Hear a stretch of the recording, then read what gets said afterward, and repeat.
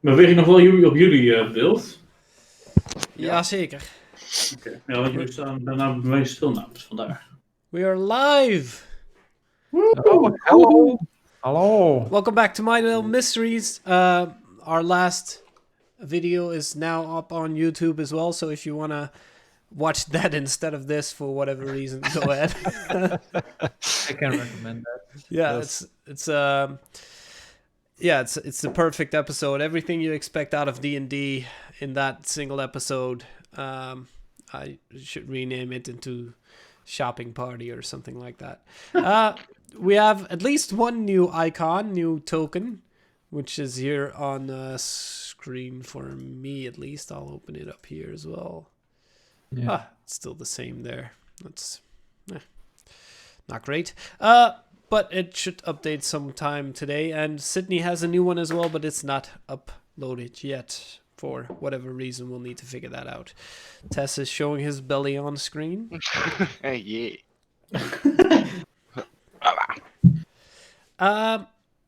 Yes, well, last week we played Dungeons and Dragons as well. And what happened then? For this one episode, I'll just have you guys recap it because not a whole lot happened. Roll a d20 for me, and we'll see who gets to recap it. The lowest one is up. Oh boy. Of course.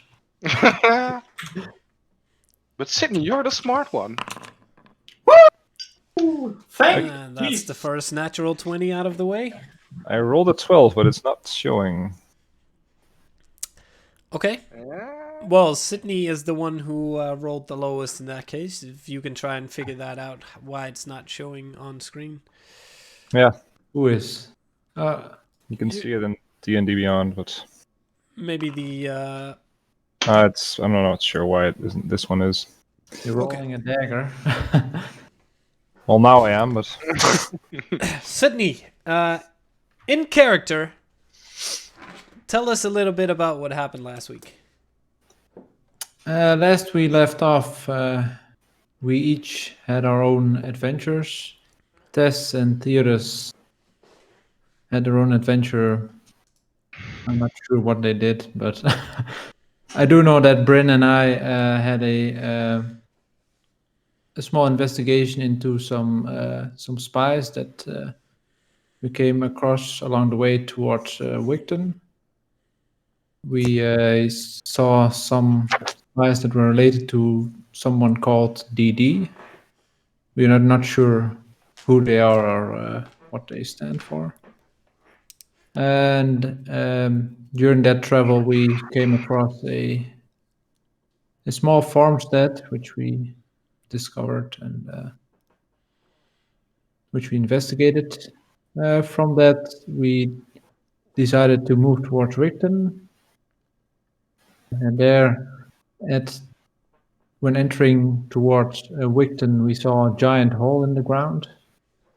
And upon arrival, we met up with our Bryn and Sydney. Tried to enter the village or the town, but got halted by some guards that asked if we were the ones that one of their kind was attacked by the spies earlier. The guards then escorted us down towards a figure called Regent Shatterspike, a commander of sorts for the wardens in Wigton. He wanted to congratulate us and on our successful missions we did. There, Sydney and Bryn met up with Tess and Theodus. They also were being rewarded for their heroics. Then we discussed the situation we had with the spies, and we exchanged some notes with Bryn Shatterspike and Regent Shatterspike. His name is Negan Shatterspine. Or was Negan Shatterspine? Yes. Very well. So we exchanged some things with Negan, and he had a small quest for us, or a small thing he wanted us to investigate. There were rumors that some dwarven fortress or city was up to the north. It was overrun by some goblins and some other monsters. And that was kind of the only lead we had towards what those spies might be and what their plans might be for us. So we decided to there and then Sydney and Tess headed towards the library to find out some more information about the about this dwarven settlement, while Theodus and Bryn went out to get some shopping done. They bought some items, and after that we met up at the Wolves Inn, and there we had some drinks. Tess had a knife throwing contest with one of the people that were in the bar. After that, we had a good night's rest, and in the morning we got asked by one of Negan's guards to come to the entrance of the city, because there would be a cart with 2 horses that would be ready for us to head out towards the dwarven settlement to the north. What colors did the horses have? They were white and black, but it turned out to be gray and brown. All right. Bryn, we no longer see you. Yeah. Are you still here? He has gone to fetch the children. Yeah, they had some internal He conflict. is readying the sacrifices. I see. There he is. Welcome back. Thank you.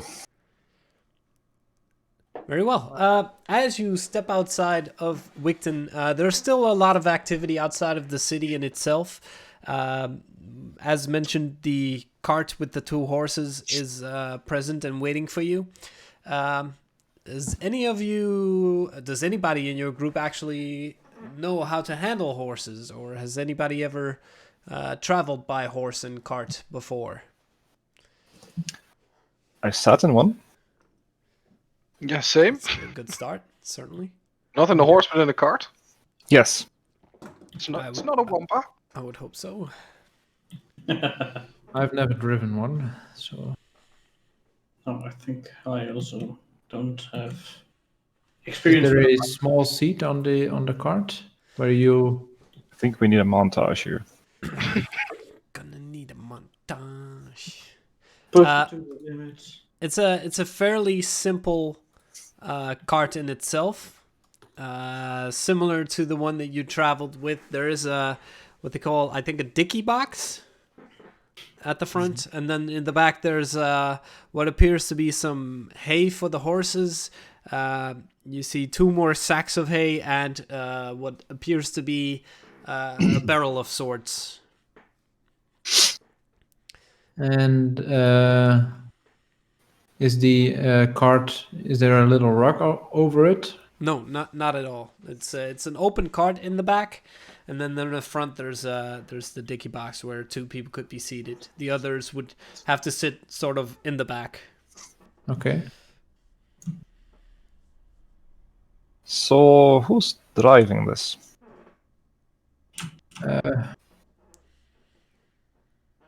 Do you guys know how to drive one of these? Tess, Tiras? I've never done it before. I also haven't driven one of these carts before also. But I could give it a try, if it's not a problem with you. By all means. I'll hop on to the Dixie, or Dickie, or how you want to call it.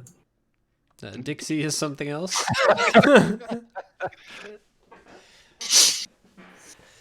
All right, you hop onto the dicky box. There are 2 reins that you can use to handle the horses.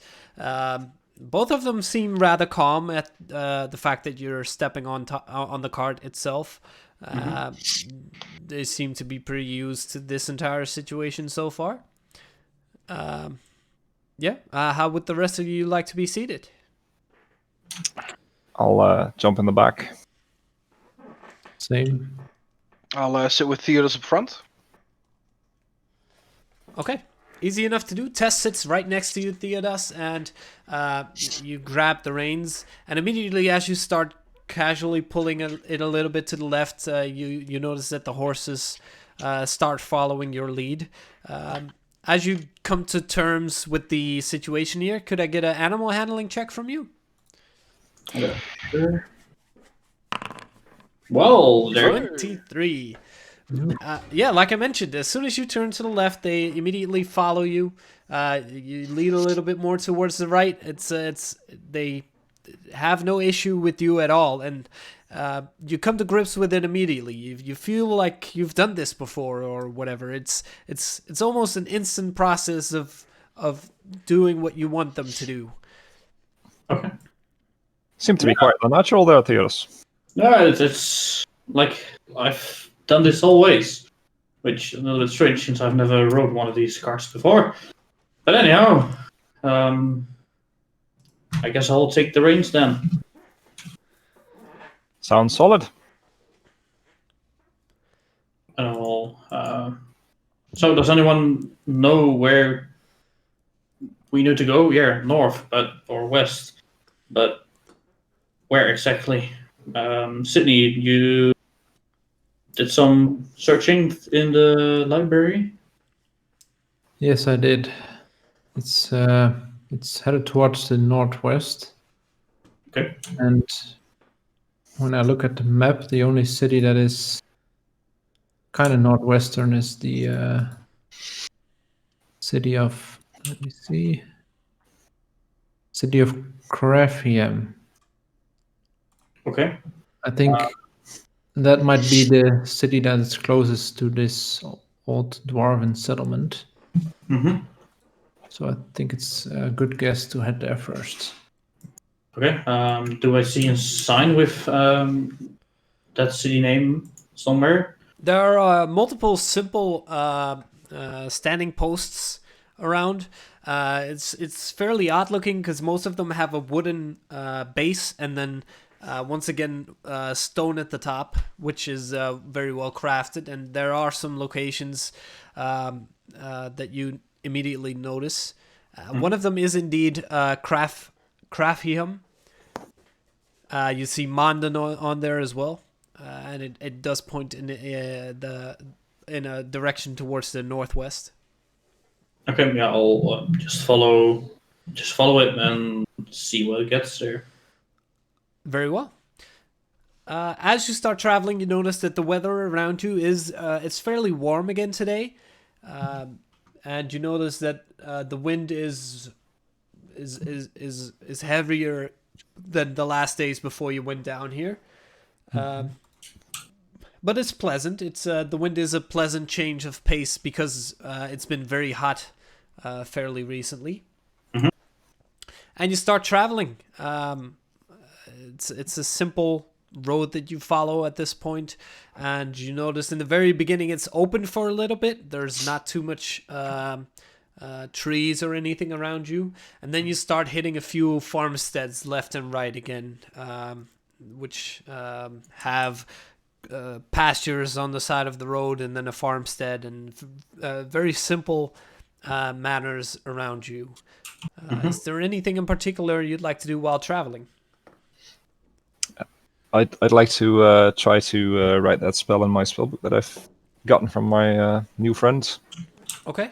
So you'll see me just summoning up some magic every now and then, some woofs of green that I'm doing, writing down in my book and stuff, and trying to get the spell under the knee. Okay, all of you see this happening in the back. Occasional puffs of smoke as Bryn practices the magic in the back of the cart. Mm-hmm. Anything else? I guess I'll just fiddle around a little bit with my herbalism kit. And so we're doing a travel thing now. A montage? This is multiple days. At this point you've just left Wigton. It's just traveling. I'm just wondering what you're doing while you're traveling. I'll just keep an eye out then. Okay, very well. So you're sitting in the back of the cart looking around a little bit. Yeah, maybe take some time to meditate a little bit, stuff like that. How about you, Tess? I'll just wander into the distance, enjoying the ride. Enjoying the ride. And you, while you're traveling, Theodos, it's fairly straightforward, the road in itself, and the horses have so far responded exactly how you wanted them to, so nothing that really requires too much attention from your end. Anything you're doing while you're doing this? I want to keep a clear view if like something that I'm not sure of. If something comes towards us, I want to take a look out for that. Okay, easy enough. You're traveling along the road. Like I mentioned, the weather is pretty good, and during the rest of this day so far, it's a simple road to follow. Not much is happening. Gradually, as the day passes by, you notice a couple people pass by from the front and coming up from behind. Mostly behind you, it's single travelers that pass by you on a single horse, for instance. And the other way around, you see some people who actually bring in goods and have carts and everything that come from the other end. Nothing that really stands out to any of you. This seems to be regular business on this road. Nothing, spectacular, you could say. And as the day comes to an end, slowly, it starts getting darker out. You feel like you've traveled quite a bit so far already. Anything you would like to do? Would you like to continue traveling, or are you staying in this spot? I'll just say, guys, I think we should stop for the night. So how many minutes of daylight would we have, or how many hours? You think that there's about an hour more of light, but you would also reckon that if you're going to set up camp, that you would need some time to be able to do that. I don't know if you have any bet rolls or... Did I manage to finish that spell? Yeah, certainly. During travel, it was easy enough to do. Occasional, like I mentioned, a puff of smoke and some effects that you didn't plan beforehand, but it takes a little while to get everything sorted, and you certainly do at the end. Cool. Oh, well, we've made a good piece of journey. I wasn't quite aware. No, yeah, we've made good progress, and I'll try to a little bit out of the way from the road. I would like to park the cart, and I will make ready to set up camp. All right. For the last section of the road that you travel, you notice that a couple more people had done so and were already eating not too far off the road. Occasionally, you see a light of somebody standing still by the side of the road and is already setting up a small camp. And eventually, you find a nice open place that has enough space for you and enough place that you're able to set up camp for the night without having any issues. And it starts getting darker and darker out. What would you like to do? I would like to gather some herbs or other kinds of fruits or stuff from the nearby. Very well. Okay. Give me a nature check. I'd like to go out and search for some firewood and start a fire. Okay, so one of you is collecting herbs, and the other one is finding some firewood. Let's say 15. 15? Very well. Any particular herbs you're looking for, or is it mostly just simple food that you're attempting to find? Yeah, I'm not really sure what it takes to either create some antitoxin or some healing potions. Okay, so a healing salve, for instance. Yeah, I didn't nothing too extreme, but just some. And if I can't find anything specific, I'll just pick up some stuff and I'll just Okay, mess around with it a little bit. I'd say with this roll, 15, you're able to find enough herbs to easily make or find enough materials to create 2 uses of a healer's kit. Okay. In your case, you'll do it using the herbs you find, but just to simplify it for you, you find 2 uses of a healer's kit. Okay. Great. And in the meantime, you, Tess, are able to easily find enough firewood to set up a small camp for the night, and a little bit extra that you put in the cart. I'll see if I can hunt or gather some food or other resources. Hunting, okay. Give me a nature check as well as you look around and try to forage or find some interesting. Nice. Wow. That's Wow. a nice 2. Or Okay. 8 in total. All right, 8 in total. You find limited food and water sources around here. Nothing that really catches your eye with regards to animals or plants that you can really use. Seems quite well, not enough to be able to supply you for the night. Right. You do know that you have a couple of rations in the cart as well. Yep. And Theodas? I'll just stay with the cards, make sure it's not getting stolen. Easy enough to do. You feed the horses a little bit of the hay after the long day of travel, and you release them from the cart itself and place them behind the cart so they can find some food or find a little bit of the hay and eat it. Easy enough for all of you to do. And after a little while, I'd say about an hour and a half, all of you have come back from collecting the herbs and the wood and making sure that the horses are fed to a nice comfy fireplace that Tess has set up for all of you. Nice job here, Tess. Thank you. Looks quite cozy and warm. Yeah. We're trying to facilitate that. Yeah. Cool. I tried to get some food, but these would seem to be a bit scarce in that department. Well, So I guess it's just rations for tonight. Very well. Then rations it is. I did bring 4 berries though. Maybe we can each have one.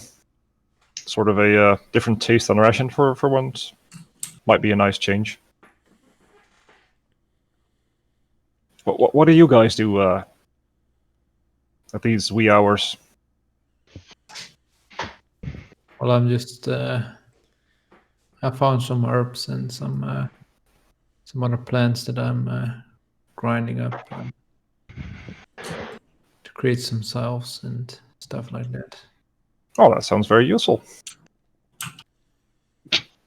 Just to be prepared for anything that might happen along our journeys. Good. It's always good to be prepared. Certainly, yes.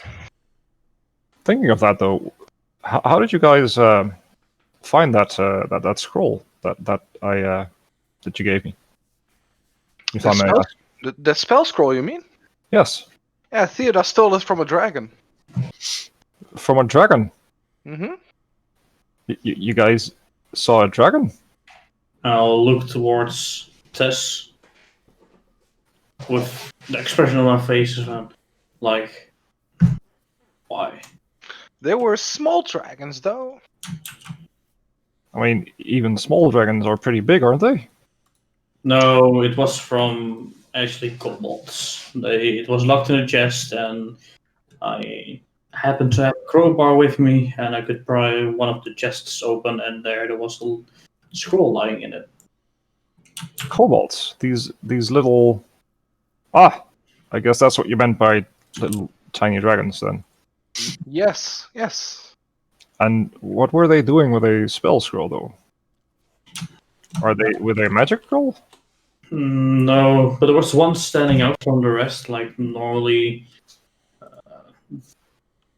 I don't know. It seems like one of them looks more like he is tinkering with stuff. Like there was Yeah. this workbench in the cave. And this kobold has also a quarterstaff or a staff with like a scorpion out at the top of him. Well, it was strange. At He least also had a cage on his back with some beast in it. A cage? Yeah. Oh, this is all very interesting. Please continue. And the scorpion Theodus told us about, that one was really mean.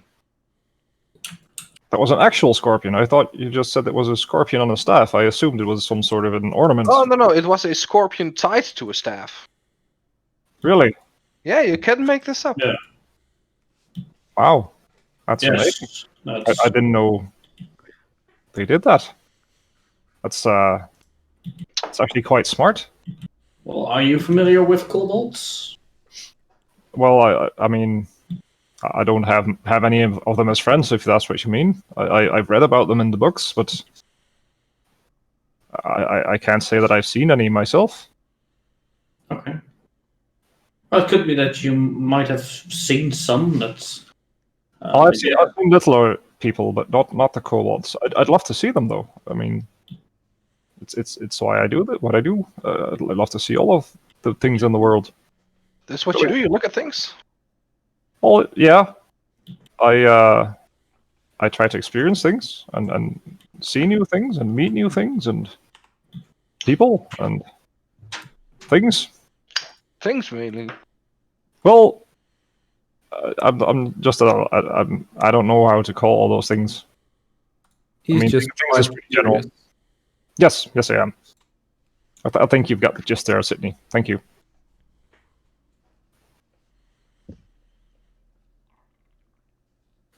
So where do you guys come from? Are you guys from this here kingdom this empire we're in?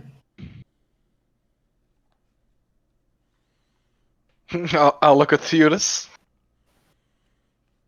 What is this? You first? Pleasure's yours. Well, I've been traveling for about the last 10 years.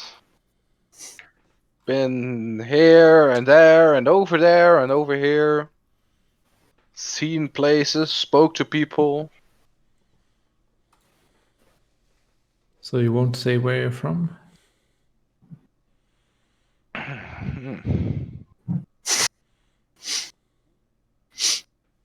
That's a shame, though. It sounds like you have a lot to tell.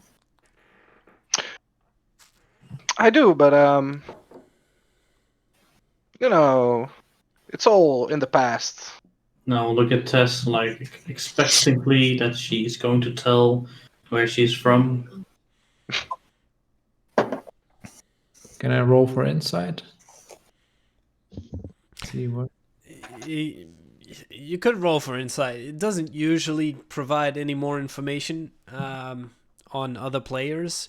Most of the skills are used for NPCs mostly, because it's not. You can roll insight, but it's not going to provide you with more information. I was just interested in what kind of body language she. Yeah, you can roll insight for that. she's expressing, or maybe she's how Could to say, always ask. nervous about it, or Yeah. Why ask when you can observe? yeah, it's true. A new player has joined the table. Yeah. 13. All right, Tess. What would she see? Yeah, you'd see Tess see a little bit insecure. Like she wants to tell something, but keeping it back just to be sure. Okay.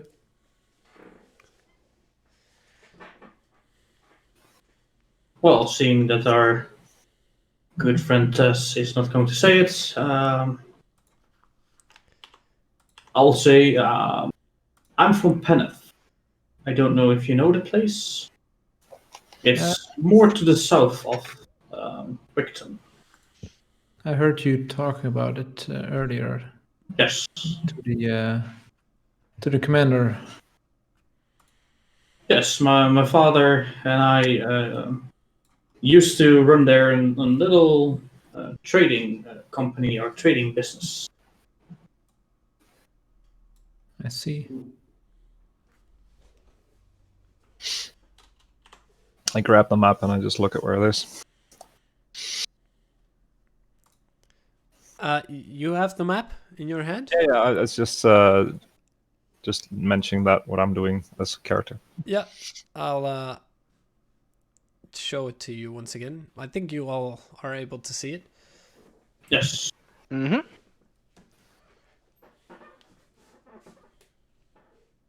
It's actually not on this map. Nope. It's another part of. Just below.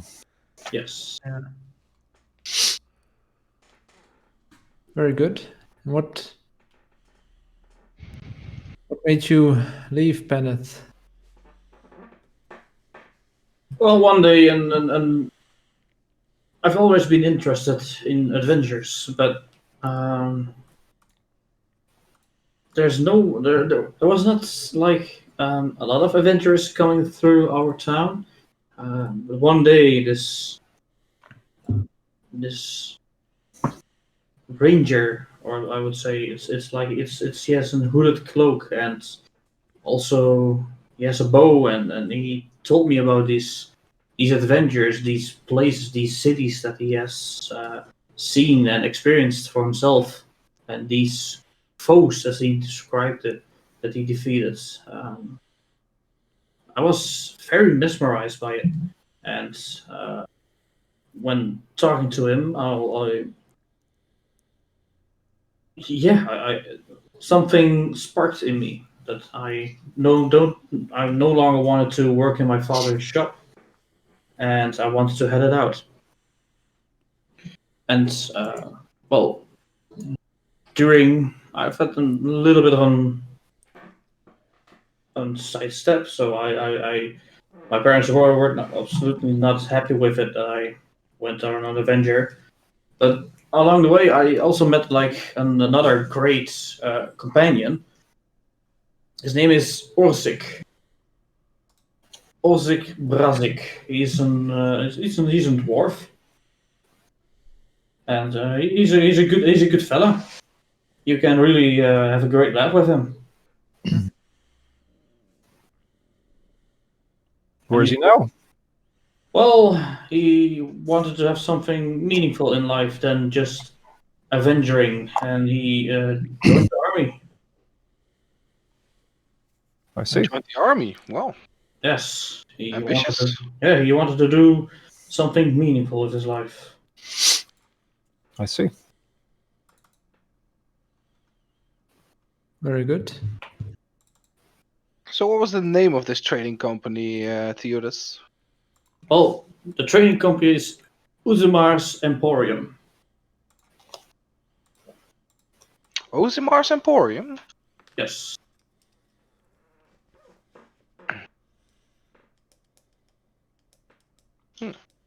And this was your father's, you said?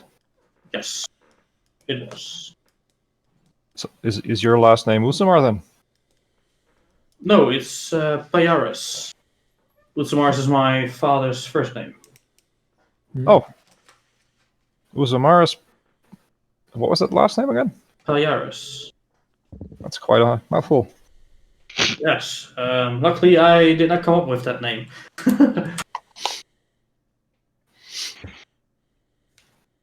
Very well. All right. Is it a big emporium, or is it something that is just in Peneth, or in other places as well?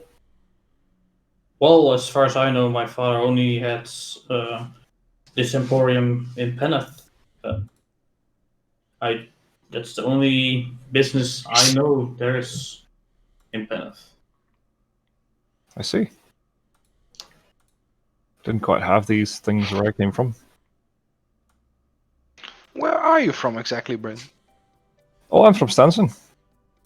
Stanson. Yes. It's a bit south of Hayden. Not many people that know it. It's not really a place that a lot of people pass by, I think. It's mostly inhabited by halflings and their ilk. So You're an elf. How does an elf come in the town of halflings? Were you raised by halflings, or? no, just by my mum. She was she moved there when I was young, and well, we sort of lived there forever. It's a good place to live, though. It's very it's sort of like we housed inside the forest. We housed in the trees, so it was a pretty good place to be. Okay. Friendly bunch. Quite happy there. And what's your mother's name then? I would assume you know her name. Yeah, of course, I know my mother's name. Her name is Ewan. Ewan. Okay, good to know. Good to know. Why do you know her? No, just good to know. Okay. What is your mom's name? Well, I could have imagined you were going to say that, but her name is Lashana. Lasana. Is that an elven name? Is that traditional? I'm not really. I haven't heard that one before. No, like I also don't. I have not heard this name before. It could be that's an elfin name, but I'm not sure. Never bothered to ask her about that. I see. Yeah, it's just that I'm trying to find more of my heritage, so to speak. I didn't have many elves to speak with, so you're Well, actually the first one I've seen. well, Or actually talked to. I've seen some more in where we just came from, but did your mother taught you things like that? she told me a lot. But like I said, she was the only elf I knew, really. Okay. So what Well- did you do in Stanson, Bryn? Well, lots of things. I mostly I studied, I guess, under my mom and under my teacher. Taught me how to well do things like this, reading the scroll that he gave me, and some nifty magic stuff. My mom just taught me to well be tough and fight and stuff like that. Your mom taught you how to fight. Yes. I like her already. Oh yes, she's a tough nut. She's pretty cool.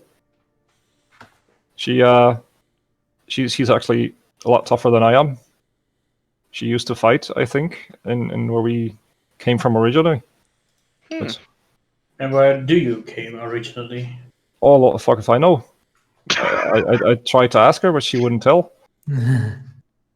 Right. That's something interesting.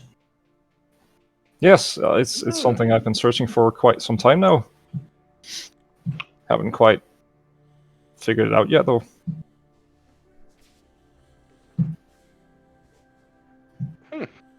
And you, Sydney, where do you come from? Well, I'm from a small village. In Which village? Herlefort. Herdla Fort? Yes, it's to the north of Wigton. Oh, then you must know where the dwarves are talking about, like the back of your hand, right? North of Europe. Sorry. Europe. Oh, Europe is north of Brighton, so that's okay. Yes. Actually, you haven't told me much about that either. Sorry. How was Herleford? It was okay. It was a quaint country village. Just as much as you can expect from a quaint country village. Very quiet. Not much to do. Never been to a quaint country village, so please explain. Well, it's mostly farmers there. There's one tavern in town, and everyone knows everyone, so there's no that's stuff. It's much the same as where I'm from then, Yeah, apart from the farming. indeed. Or at least that is, yeah, when we move towards the capital. You moved to Europe? Yes. Why? This is my dad's work. What does he do? He is a physician. Ah, so that's where you get your Knack for herbalism. yes. Yes, my father taught me all I knew. Okay, interesting. Yes. So if I have a cut on my finger, then I need to come to you, basically. Yes, I can apply basic first aid. I'm of course no physician myself, but I mean, you must have picked up a thing or two, right? well, just small things, but not big procedures like my dad used to do. No surgeon. No. Just to be on the safe side, Sydney, what's your mother's name? My mother's name. Fantasy name generator. Yes, that's for this time. Let me get it.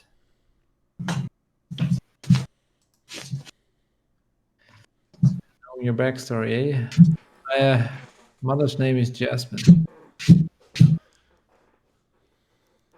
Jasmine. Yes. And what was your dad's name? My dad's name is Reynolds. How about your grandma? And your grandma's grandma. Did you have any pets? Just so that you don't feel left out there, Tess. What's your mom's name? Oh, Ja, die had je nu inmiddels aan kunnen zien komen. Zeker. I didn't really know my mom. It was just me and my dad, Derek. Derek. And my blind aunt, Anne.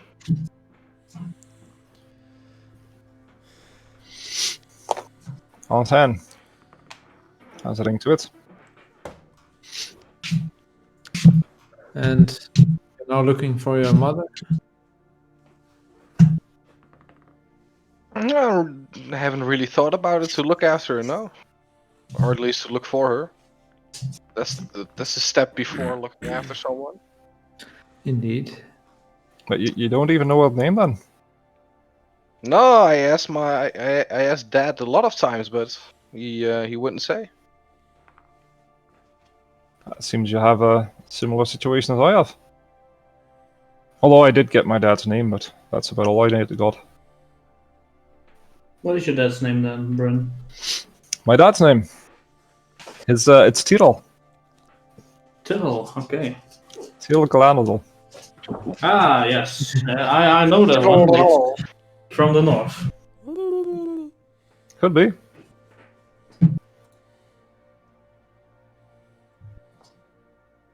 Interesting. Tiddle. Interesting.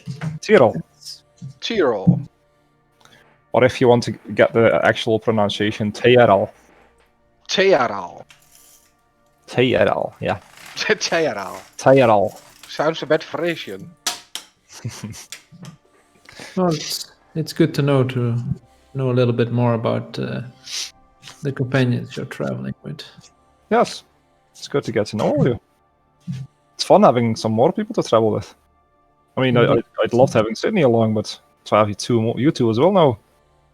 I mean, it's almost a party. Yeah, well, it's almost seems so like that, right? Seems so, yeah.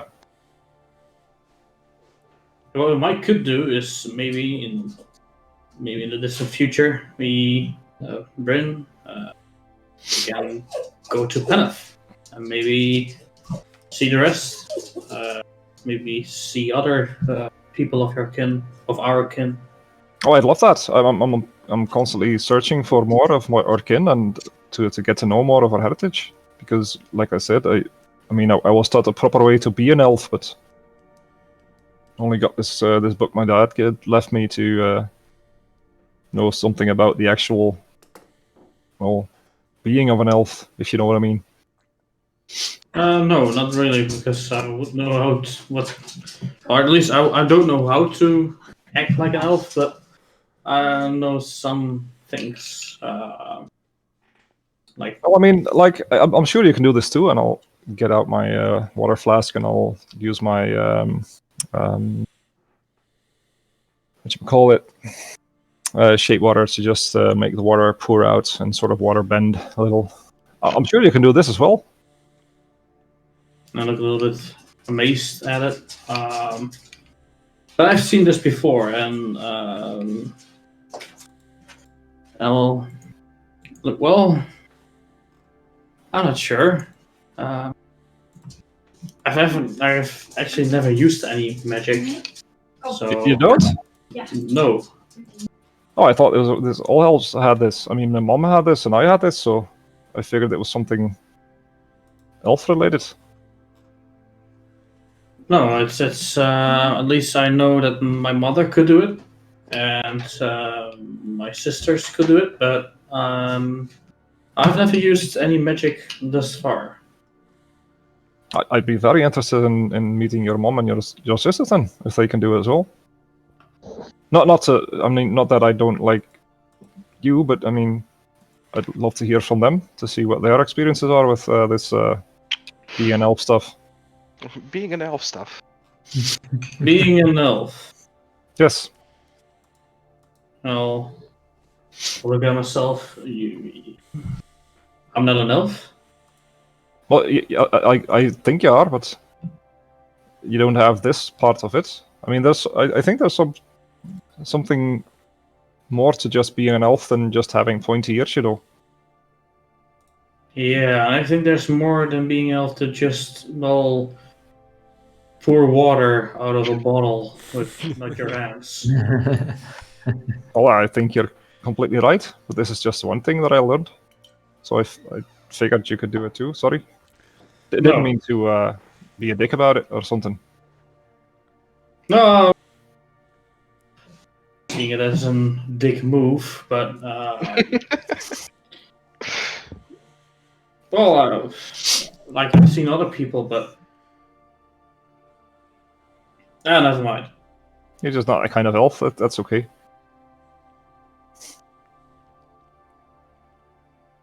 Yeah, it's no problem. Okay. As the conversation dies down a little bit after this, you still chat for a little bit, mostly about what people's names are. In the far distance, you can see a thunderstorm just roll through, but where you are, it's still quite pleasant, warm enough to be able to rest here by the campfire. Are any of you trying to set up watch?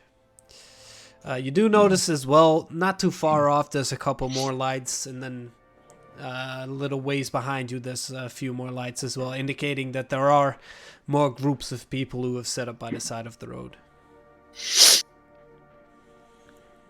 Okay. Well, I'm not going to need any. I don't need much sleep, so I could take first or first watch and maybe the third, if that's no. Maybe we should just split the night between us. Two of us see this. I mean, we don't really sleep like these No, two, I think. I don't think they do. No. Although there's- you're of course welcome to join us if you like, Tess and Sydney. But if you want to, just go and have a sleep. we can take watch. Sure, but how do you guys sleep anyway? I saw some elves, just sitting down and closing their eyes, somewhere we- humming. It's a little bit hard to explain the exact thing that's going on. I think I it's a certain form of meditation that they do. No, you can put it like that. You could call it that, yeah. We don't really sleep. It's just some sort of focus in which we sort of ponder our lives and what could happen, what is about to happen, just sort of training our minds. But to do you find a dream? certain stillness? Sort of, I think. I'm not sure what a dream is for you, but we, like I said, we have sort of a stories we see in our minds or Yeah, I mean, we think of. dreams are like that, You just wake up while you sleep and you're in a completely different world and you're in a hallway and some kind of dog is chasing you and you have to run for your life. And after about 5 minutes, you wake up and that's a dream. Well, that's some very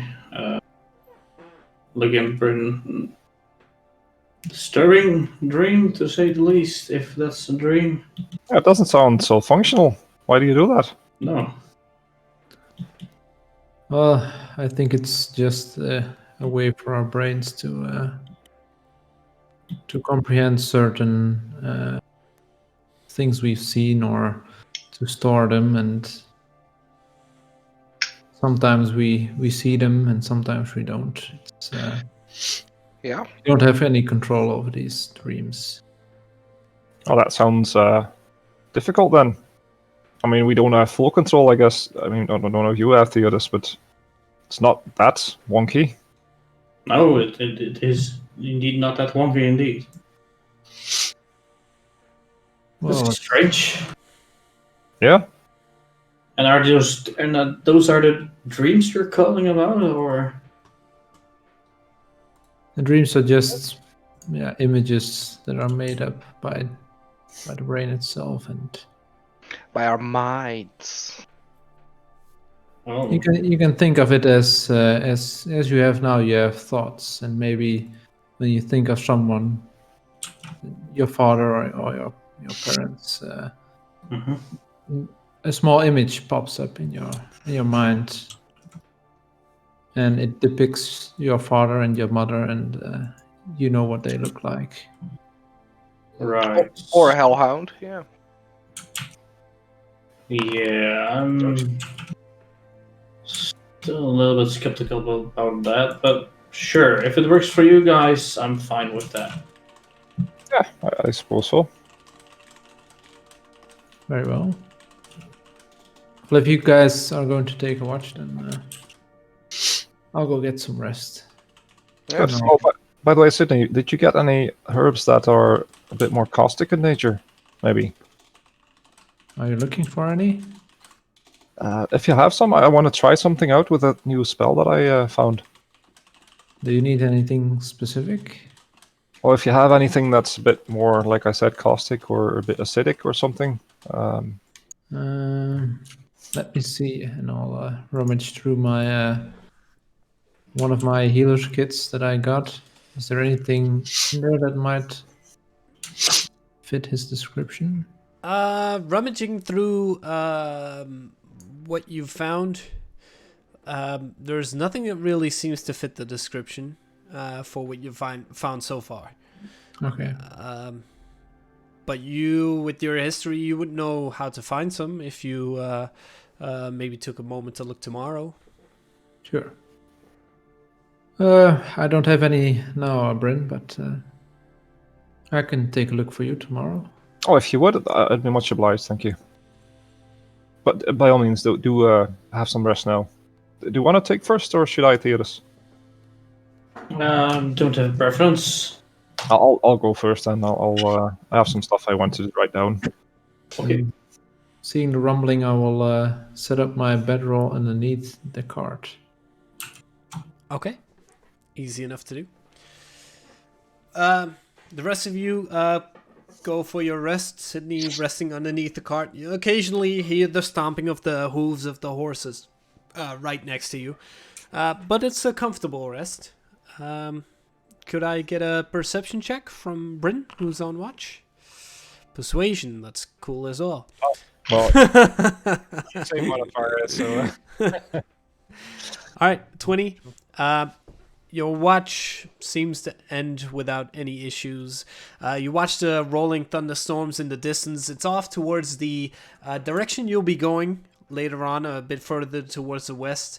You could see it hover around the mountains a little bit in the far off distance, but it doesn't seem to come any closer. Okay. I'll read a bit in my book and read through my spellbook as well a bit. When it's time, I'll hand over the watch to Theodus. Okay. And I'll go to trance. Can I get a persuasion check from you as well, Theodus? Yeah, I don't know. Seems kind of. kind of sus. 22 total. 22. Oh, these rolls, man. Yes. Yep. I will start to keep a watch, like in with the other lights that are like down the road. If they keep burning, or are they like sniffed out? And when they're sniffed out, I'll try to draw my attention towards that. All right. Easy enough to do. With your roll, you see that both, because you see a light a little ways further up ahead, and one that's pretty far behind.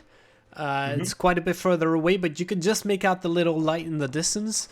Both of them seem to go quite steady throughout the night. Nothing really spectacular about it. And you, basically, when you wake up in the far off distance, like I mentioned earlier, the thunderstorms sort of dissipate throughout your watch. And that's the only things you notice. Nothing else really stands out. Okay. Sure. At the end of your watch, the morning beckons. Everybody wakes up slowly but steadily. And you have a new day ahead of you. Like I mentioned, the thunderstorm is pretty much out. No actual remains from that in the distance. It's another clearless or clear sunny day ahead of you. What do you do? I'll ready my spells in the morning. Okay. Sure. I'll just put away my bedroll and go sit on a rock somewhere and do a small meditation, and then head back to the camp and eat some food. All right. No, it's also eat rations. Yeah, I'll stretch a bit, eat some rations. All right. And after eating, all of you get back on the cart, I assume in the same manner as yesterday? Yep. Sure. Very well. Theodas leading the charge again on the horses, and they seem to respond even better to you today. They've gotten used to the company they have with them, and you get right back on the road. You notice that you're on the road a little earlier because you were last who was on watch than the two lights you saw, but you managed to get on the road quite easily. Okay. And the day in itself proceeds just very much the same as yesterday. It's quite warm out. You immediately notice as you start traveling again that it's getting warmer and warmer immediately, and travel is uneventful. It's boring even at a certain point. When Sydney looks up around and looking around a little bit, you notice that with regards to the mountains that are towards your left, you feel like this is the point, or is starting to get to the point where you'll have to go at least from this main road onto one of the side roads towards your left in order to get towards the keep. You will not be able to continue this towards the city if you'd like to move towards your destination. So to the west, I see the mountain range that looks like spearheads. Correct. You see the Spearhead mountains towards your left, and you know that from your former position in Wigton that it was the first one that you need to be at the base of it, and you're already starting to pass by it a little bit. So you notice, based on the information you received, that you'll have to go left at least at some point now. Yes. Now I'll scoot up towards Theodus. Theodus. Yes. We need to take a road to the west because we need to be at the base of these mountains. I guess Sydney is pointing towards the direction where the mountains are. Yeah, it's still very far away. Like there might be a way if you continue on and go left, but there are. You're basically on a main road from city to city, which are well kept and quite decent in itself and well traveled. But you've noticed a couple of similar small little roads going towards the left already, going towards the west, and most of them or all of them so far you pass by them, but in order to make it to the base of the mountain, you know that you'll have to take one of the upcoming ones towards your left. Okay, does like one of the paths look more traveled than the other? Give me a perception check.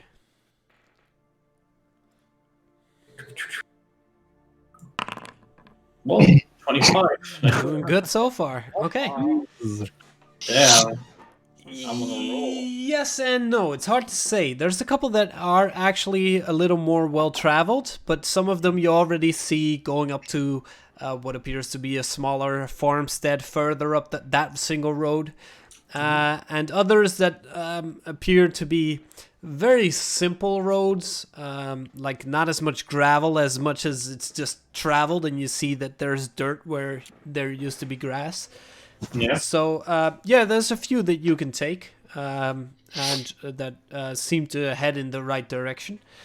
And you feel like the one that you're at right now would be a good choice to go west further. Then I will do that, and I'll keep away from the small roads that lead to farmsteads or homesteads. Perfect. Okay. You're halfway through the morning already as you're doing this, and you start traveling down a simpler road. The people in the back especially notice this, as the cart is now wobbling quite heavily and the horses are having a slightly harder time traveling here. It's becoming a pain in the butt, you could say. But travel is still ongoing, and it's not slowing you down too much. And this road seems to go on for quite a bit longer. After about, I'd say, 3 hours, can I get a what is everyone's passive perception? 10. 15. Mine is 15 as well. 15. Theodos, you're leading the charge. You're in the front. You notice a simple dressed single female person standing by the side of the road. And actually, it seems to be walking in the same direction as you. And as you turn, you see that she turns around, and it's a gnome. Very small gnome as well, with long blonde hair, which almost leads down towards the bottom of her knees, you could say, and turns around with a big smile and waves towards you and says, "Hey!" And I'll say, well, you guys, we've got company. Oh, There's a gnome standing in the way. hello. She's off by the side of the road. Actually, she's just standing there and say, "Hey!" as she waves, and as you get closer, she says, Holly Armstead, here to lead the way. Lead the way you were. Where do you want to go? I'm not stopping. I'm just letting the horses just walk on further. I'm Oh. not sure. All right. The cart now slowly passes by her and says, I know the way here. If you want to go, then I can help you. Theodis, stop the cart. Why? You know the way, right? No, I don't. I only know the direction. Oh, that's good enough for me. I'm not too well. Let's Fine. at least hear her out. Well, found it a little bit strange that I guess a gnome lady standing next to the road.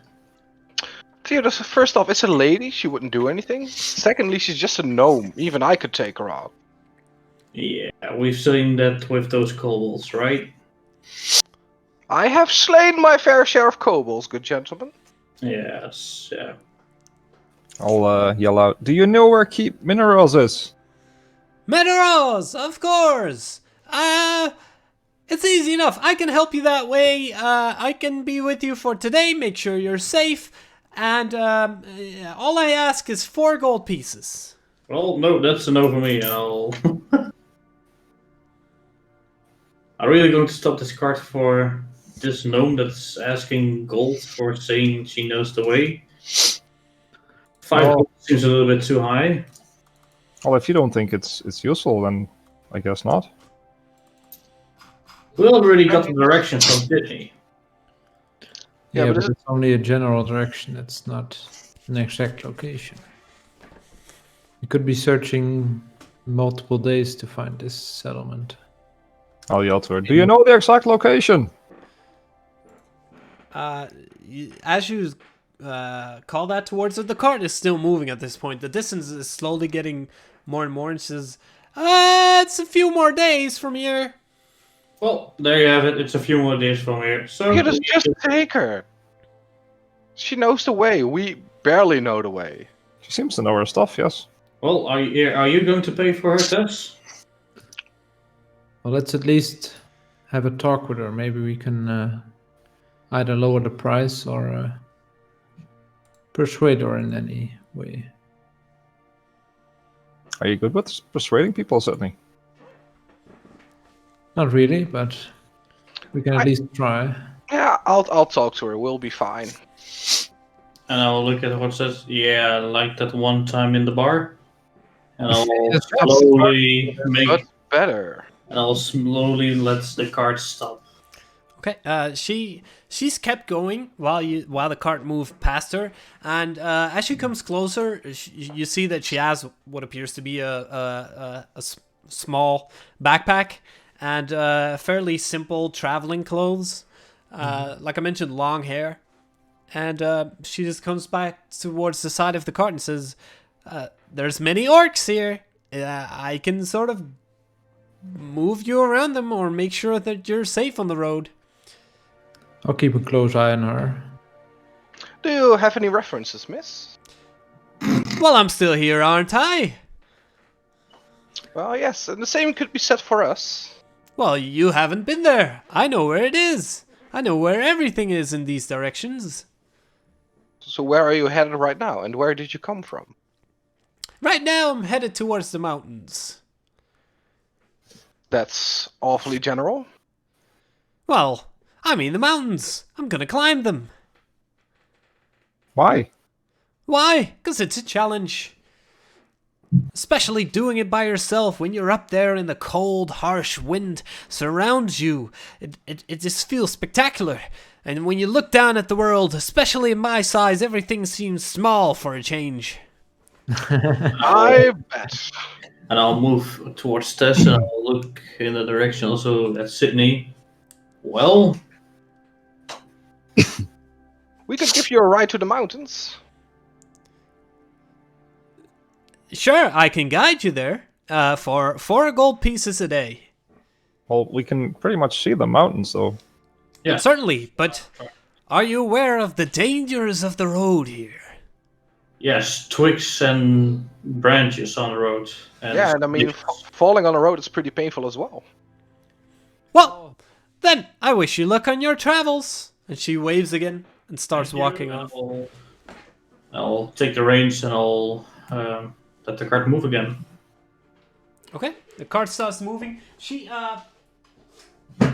started walking as she said that, and the cart now passes by her once again, and she seems pretty confident and happy about herself still.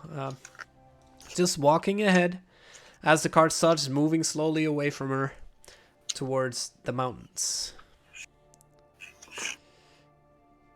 Oh, she seemed chipper. See, now we saved ourselves 5 gold pieces. Well, I hope you're right, and we are not wasting time instead. Or I mean, die of an orc attack, and I'll look at Theodis. If I die because of orcs, it's on you. I'll haunt you for the rest of your life. And I'll tap her shoulder. Sure. You do. At least I'm never alone. That's sad. Okay, you continue traveling down the road. There's multiple points in the road where you notice that there's a little separate road leading either towards the left or the right, but you keep mostly towards the sort of main road that you see there. And as you move further northwest, you see that over the past day, farms are getting sparser and the plains give place to smooth rolling hills and small groves. Gradually, the trees become denser in part, forming small forests, and the nearer you get towards the mountain range seen in the horizon, the hills lessen and small grasslands and plains can be seen. The temperature is fairly hot and there is still a steady wind. Can I get a nature check from you, Theodis?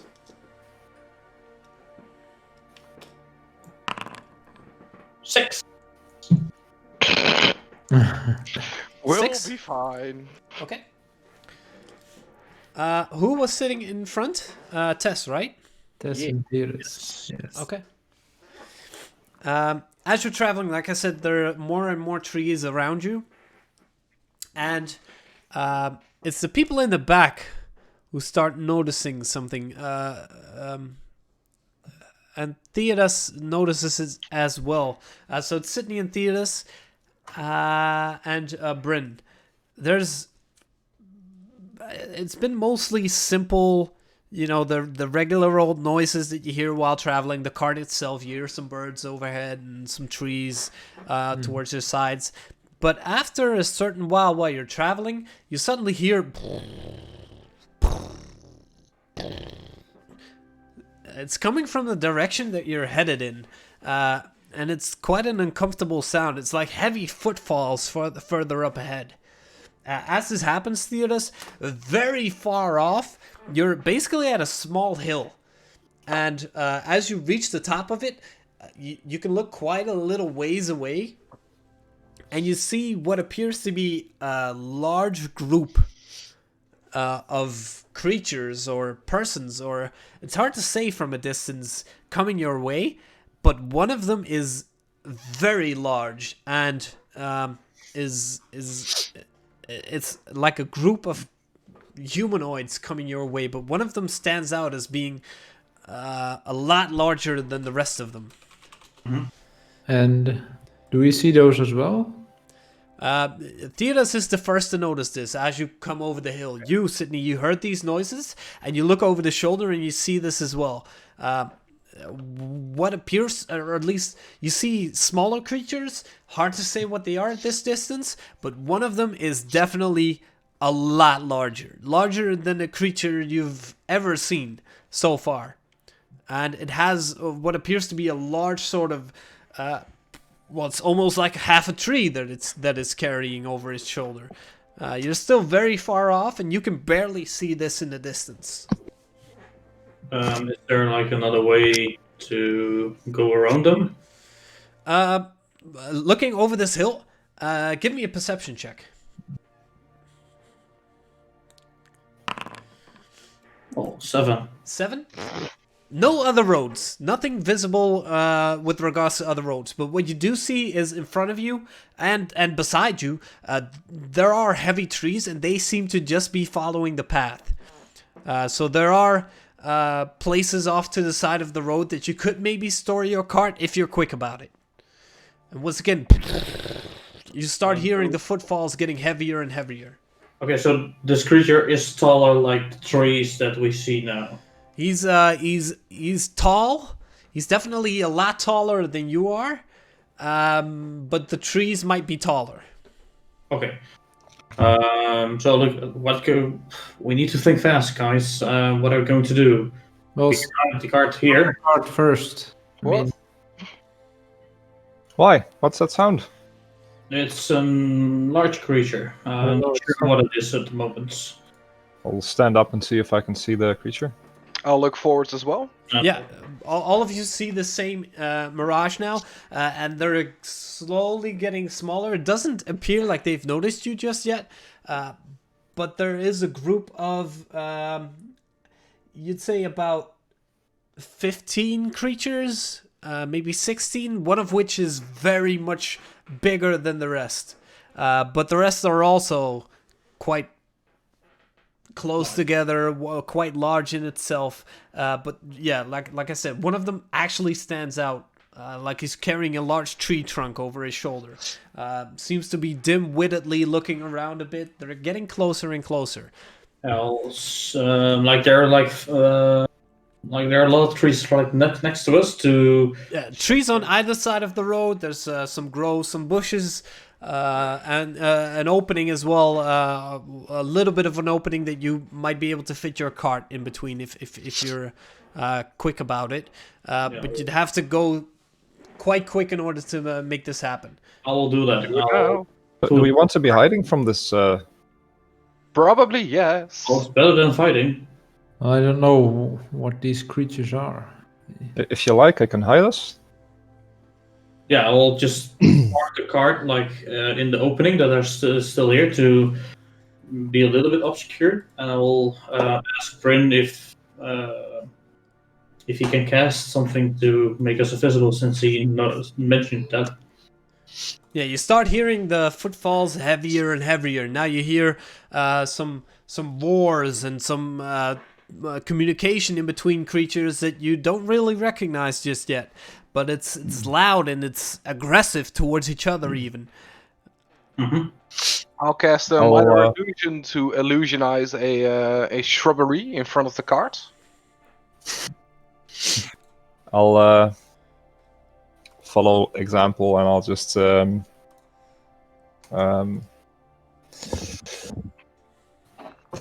I'll say some words, do an incantation, wave my hands. You see this growing ball of fog between my hands, which just expands, and it's about a 20 feet radius of fog around us, which we can't look out of, and which they hopefully can't look into. And I'll say, I think they shouldn't be able to see us now.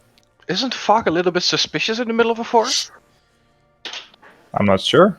Well, We'll find out. There are forests with a lot of fog, so it's not that weird. I'll try to hide in the forest. All of you, give me a stealth check. Oh god. The area is heavily obscured. Yes. by the way. Yep. Just for those don't know it. I'll take that into account. Oh! Toasty Test coming in with the 21. I would like to hide and use my Mask of the Wild. Mask of the Wild, very well. Yeah. You can attempt to hide even when you're only lightly obscured. Yes, and you certainly are obscured due to the mist and the fact that there are some shrubbery placed around the cart itself due to Tess's magic. And you're unable to look out as well. Is that correct? Yep. Okay, so as this happens, you hear the footfalls just coming very close now. It's almost frightening as it gets closer, and it stops for a little second almost, and once again you can feel the footfalls now in your chest. Just the impact's very close to you, but the steps slowly start moving away from you again, and it seems to be continuing on their journey, passing you by. We'll wait. We've got time. Yeah, the footfalls continue further off into the distance, and after about, I want to say, a minute and a half, maybe, you no longer hear them. Okay. Then I'll push the cart out, and can I still see them? Like the creature that was stomping around like that. You'd have to make your way out of the fog in order to do that. I'll try to. Well, Before you take the horses out on a death mission, should I remove the fog? I mean, I don't think it's wise to just start walking now. It could be dangerous with all these trees. I'll take a peek out of the fog to make sure just only my head pops up, and I'll take a look down the road. Yeah, you have to carefully make your way through. You stumble against some of the trees around you, but you make your way back towards where you came from, and you poke your head out. What do I see? It seems to be that the area is cleared out. There's nobody in the direct vicinity.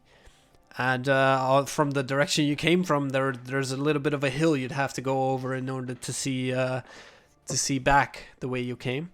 But no creatures directly around you. Okay, I'll whisper towards my back. I think it's clear. What's that now? I think it's clear. Oh, okay. Drop the spell. do I hear anything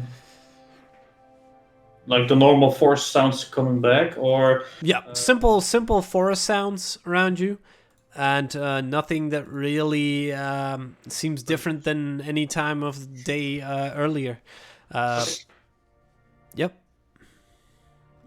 Okay. Yeah, I'll just put the cart out when the smoke has dissipated, and get back on the cart and head on towards the mountains. Okay. Very well. Same marching order. Everybody's back in their place, and you start going back along the road. Sydney, you keep an eye out on towards the mountains to make sure that you're headed in the right direction, and occasionally tell Theodos to go left or right when you reach one of the crossroads. Yeah, but I don't really have an idea where to go exactly. You had an indication that it was the first peak that you were headed towards. So the rest of the travel is uneventful. Nothing really happens further. Like I mentioned, there's more wood around you at this point, and it's definitely thicker, closer to each other, and you notice that throughout the bushes and trees, it's starting to get dark out again.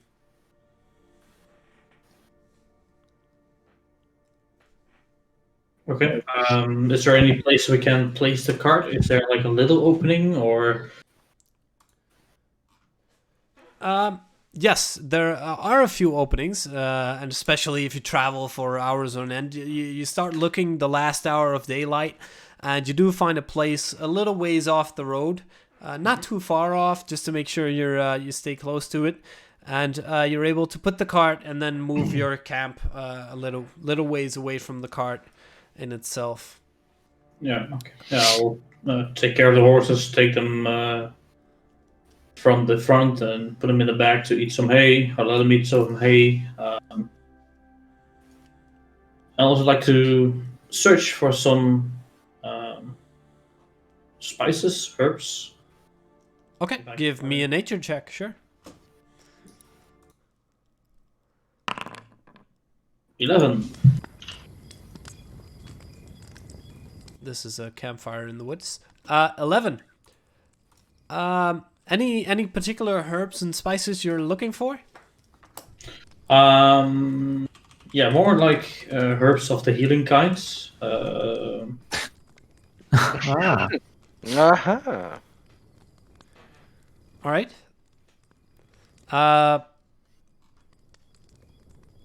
Yeah. Okay. You're on the lookout for those. Give me a moment for that. What is everybody else doing? I walk over towards Bryn and you said you needed some sour herbs. Something with some bit of acid in it or something. Either a plant or some beastie. Just something I can use to sort of use as a focus for the new spell that I got. I need something that's acidic or Toxic? something like that. Maybe we can just both go out together and look for something. Sure. I'm just contemplating how acidic it should be because. Oh, I'm enhancing it by magic, so it shouldn't I don't need it to kill someone. It's just something that I can use as a focus and then enhance with the magic. So anything that is sort of acidic will do probably. I mean, if you have some sort of small creatures, they often have some sort of acidic qualities, or a plant that maybe dissolves something, something like that. Do you also? Could it also be a fluid? Sure. Well, that's a bit harder to carry though. I'd love a small like a venom sac or anything really. Well, Ding, ding, ding, ding, ding, ding, ding. If it's a fluid, I mean, the tree leaves are by nature contain some acidity. oh, that's actually good. That's a good point there, Sydney. I feel to think of that. Also, the forest floor is also acid heavy floor. When you see mushrooms growing near it, you know the ground there, is more acidic than normal. I think you're onto something there. I think I'll go find me a mushroom then, or a leaf of one of the more acidic plants. Could you help me find that? Sure. You could search for some moss or some other plants. You, Theodos, you find a small perennial shrub, which is about 2 meters tall, and there are dense thickets in a variety of colors. Most of it is orange, and it has like tubular shaped flowers. And you recognize that these are occasionally used as for medicinal purposes. You recognize this as the lantana flower. I guess it's a custom item. Yes, I believe Okay. it's D&D.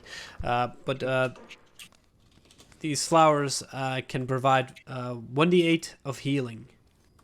Lantana flower. Yes. Correct. With the campfire on, I'll just practice my parlor tricks. Sure. Most of you people have not really seen the parlor tricks from Tess. So next to the campfire, she's practicing a little bit. And you do notice a couple of things you have not seen before, such as...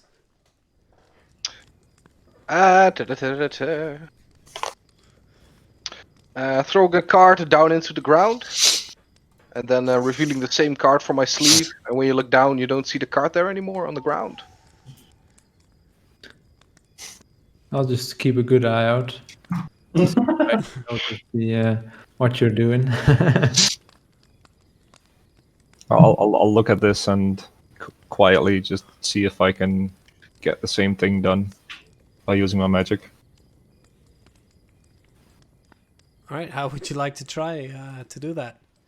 Just using minor illusion or prestidigitation, perhaps. I'll just see if I can summon up a card first and poof it away again. Then I'll try just summoning it, throwing it the same way. All right, you're using minor illusion. It's easy enough to summon what appears to be a card and then suddenly make it disappear again. But as you try this, you immediately notice that Tess just has the finger quickness to be able to just make it vanish in her hand and just make it disappear or suddenly appear again on the ground. There's just a sleight of hand tricks that she's just very accustomed to and is able to work with quite well. And you're able to replicate parts of it, but it just doesn't feel as smooth as what she's able to do just yet. I'll look at what I'm doing and what she's doing. I'll say, oh, that's actually pretty impressive that you do. Oh, thanks. Thanks. Yeah, no worries. Where'd you learn to do that? Oh, most of the tricks my dad taught me, and then I just improvised from there on. Cool. Are you actually... Is that magic you're using, or is it just something else? Oh, Bryn, a magician never tells their secrets. You shouldn't do that? But no, but for you, I'll tell you, there's a little bit of magic involved. But mostly, and I'll flick a card into the air, and I'll make it poof 30 feet up into a bit of smoke. It's mostly the suspension of belief. That sounds awesome. Did we manage to find that mushroom or whatever? By the way, You did not find a mushroom around, but you do see what is an iris, which stems from the dirt, which has the same similar sort of features that you're looking for. Mm-hmm. And you, so an iris is in a flower? yes. Okay. Okay. By the way, Bryn, if you have a jar, an empty jar or a bottle, you could Yeah. also catch some of your own urine. That's also very acidic. Tempting as that sounds, I think, and I'll hold up the iris. I think this will do for now. Yeah, let me just try it, and I'll try summoning up the magic. I'll hold the iris in front of me and just sort of let the magic flow through it and draw from it, and then just you see a sort of a splattering ray of acid coming out of that and spewing into about 30 feet ahead. And I'll go, I think this will do. Yeah. That's quite impressive. Yeah, that's a pretty cool trick, dude. Yeah. It's. I mean, I can do that now thanks to you. So thanks again. Do you Can't need wait to more try it out on someone. I Do you mean, need a that's flower for every time you use it? Sorry. Do you need a flower for every time you want to do that? No, I don't really. I'm not using the flower per se. I'm just using sort of the essence of the flower. If you get what I'm saying, the sort of acidic acid from it. I draw from that to add magic to it, and the magic just sort of takes over. But what if the flower withers away? I have to find something to stop it from doing that. I think, yeah. Not sure how I'm dealing with that, but it should hold for a while, I think. Maybe I can find some new flowers, or maybe I'll find something else I can use. You could maybe try and dry it, but I'm not sure if the acid inside would stay active. I'm not sure too, but I mean, I'll give it some tries. I'll experiment.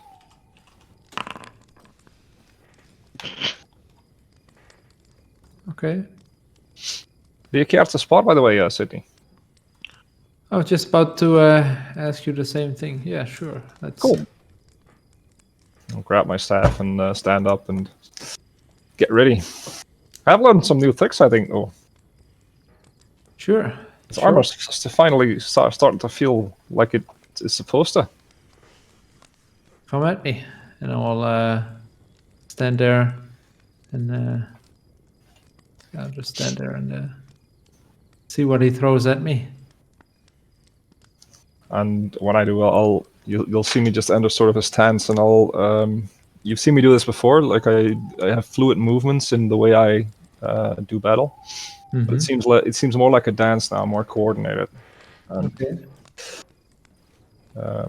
you'll find that I'm harder to hit this time than I was in the previous sparrings. That I tend to be a bit quicker on my feet, and I sort of dance around you while battling. Yeah, and you don't see a lot of difference, but that's because I also learned a few tricks. And when I see that you are getting the upper hand, I'll use that to negate it. So it seems like we're just on equal footing. Cool. All right, there's a sparring match going on. Tess is working on the parlor tricks, and Theodos has found some flowers that Theodos was looking for. And the night is slowly coming to a close. Anything else you would like to discuss before hitting the bed? Yeah. Sticks smacking into each other. Take that, bed. Yeah, yeah. I'll just after a while I'll just say, well, thank you for the sparring, and I'm off to bed now. Yeah, you've really improved as well. It's good to see that we're still both going strong. Yeah, Good night, Sydney. you as well, Bren. Who's taking watch for tonight? Shall I go first again? Or do you want to? No, it seems like a solid thing to do, Bryn. Cool. Have a good night's rest, you guys, and Theodos, well, Yes. I'll take watch while doing some light reading. Light reading and taking a watch. Okay, Yeah. give me a perception check. I mean, I have mad perception skills, so. Yeah, Once That's again, bad skills as once well. again persuasion. I'll still say modifier. So. No, you're still reading a book. Time passes by gradually. You don't hear the heavy footfalls anymore, but you still notice that it's quite warm out. And there's no real point that any sort of other lights than the little campfire that you have here start surrounding you. Nothing really that stands out. No changes in the weather. You continue reading. Nothing seems to happen. At some point, I'll summon Hazel with me. Just pet her a bit. Okay. Hazel is present with you as you enter the last part of your shift. It's quiet, and Hazel sits with you for the last leg of this guard duty. I'm coming off my trance. Do I see something next to Bryn? You see Hazel? Yeah. I'll look with a curious face. Bryn, what's that What? at your feet? I'll look down. And, oh, right. I'm sorry. You don't know. This is Hazel. This is that's my fox. You can see. Hazel. Well, where have your fox been? Is this some kind of your magic trick with your water bottle again? Well, it's not really water. It's just well, she's my what should I call it? My companion. She comes to me from time to time when I call her, and sometimes she goes away again. Okay. Well, standing up or kind of moving towards Hazel. What is Hazel? A fox, I guess. A red and white, small, tiny fox that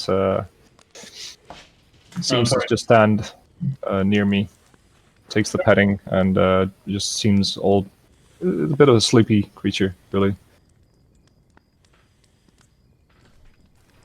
Okay, well, I've never seen a fox like that. So, Oh, I can imagine. They're not that common here, I think. But well, she's been with me quite a while now. If you like, she can keep you company in your watch. Well, she can. It's not necessary, but if Hazel wants that, I don't know. Hazel.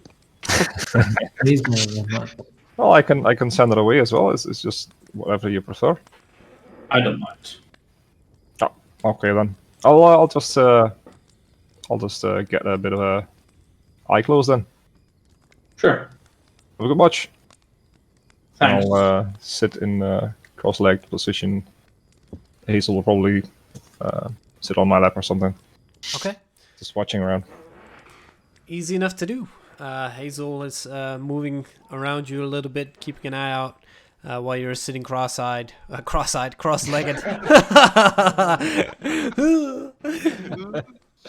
Nice. It's canon. Yeah, I don't know. Why sitting cross-legged? That's my Sorry. trans face. And Theodore starts taking watch. Well, can I get a perception check from you, please? 14 total. 14 total. Okay. It's about an hour after Bryn goes into a cross-eyed trance, and you hear the sounds that you hear in the audio here as well. You hear what you expect from around you. You hear the campfire still going slower than before, but it's what you expect around this time of night. Then you hear the cracking of a twig a little ways to your north. You almost feel like you imagined it, but you certainly didn't. There's another some leaves, and you look up and you definitely see movement. Not even too far away from you anymore. There's definitely some things around you. Okay, so is it like do I see multiple like shimmers or? Yeah, you see shapes. They seem to be moving close to the trees. At least the people the shapes that you see around you now. But there's definite shapes, and they're not too far off anymore. Okay, and are they like are they medium sized? Are they like large? They seem to be smaller than you, definitely. And they seem to be creeping. They haven't noticed that you noticed them yet, even though the twigs were definitely loud and noticeable. I will almost like if I did not notice it, and I will go sit next to Bryn, and I will nudge Bryn a little bit. What? Oh, don't be scared. There is something towards the north of us, little guys. And I will go towards Tess, and I will nudge her. There's we've got company. There's a few people to the north of us. Do I see what he points at, or? Yeah, you actually look up, and you see a shimmering behind a tree for a second, the shadow that you didn't see before. And then you suddenly hear running towards you. And with that, I'd like all of you to roll initiative in a second. Give me a moment to set that up.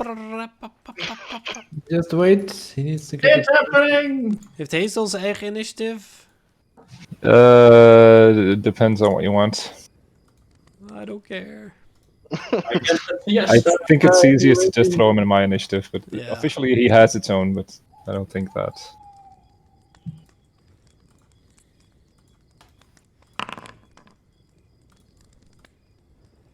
Alright. Roll initiative. A 5 for me. Ba-da-ba-ba-ba-ba. Oh god, I think they might be something with a G. Oh, you can see it in the. Yes, I know. That's what I meant. Yeah. It doesn't show up for some of you. Yeah, I think they didn't click the button. Second tab, Combat. top right. You have to click the Oh, In Foundry. one. Yeah. check that shit out. Check out them high rolls. I don't know why there's a line through your name. Something. Come must on, have- Theodus. Through whom? Roll.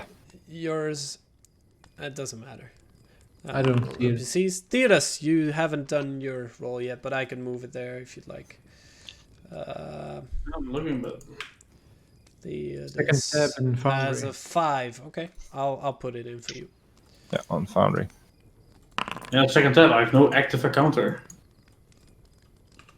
Yeah, but below it should say. Oh, I don't. Well, it's. I mean, it's the fist, right? That's. Yeah. Yeah, No, I have no active encounter, and even I can't roll for initiative. That's weird. that's weird. Quad. Well, you can't anymore because there's a number behind it now. It's already done for you. You are the owner of your character. Number one. Oh crap. What? Who is moving this shit around? It's just seeing what would happen if I clicked an arrow and now it's not my turn anymore. We haven't begun combat yet. We start with Toasty Test, the terrific. But first, we're gonna go on a break. Yeah. Good, good.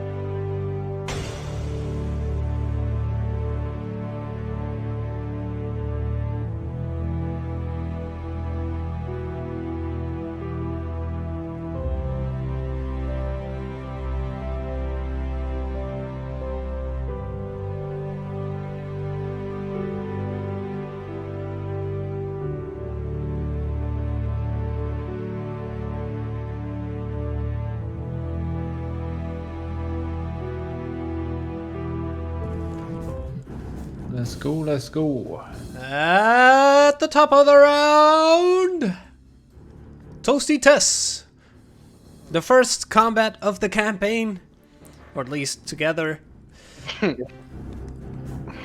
What would you like to do? Okay, so I see the goblin over here. Oh, damn.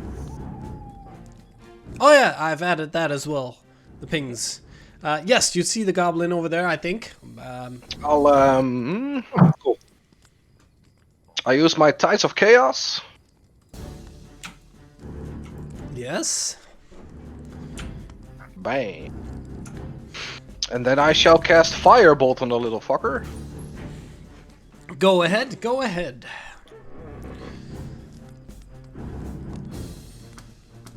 Uh-huh.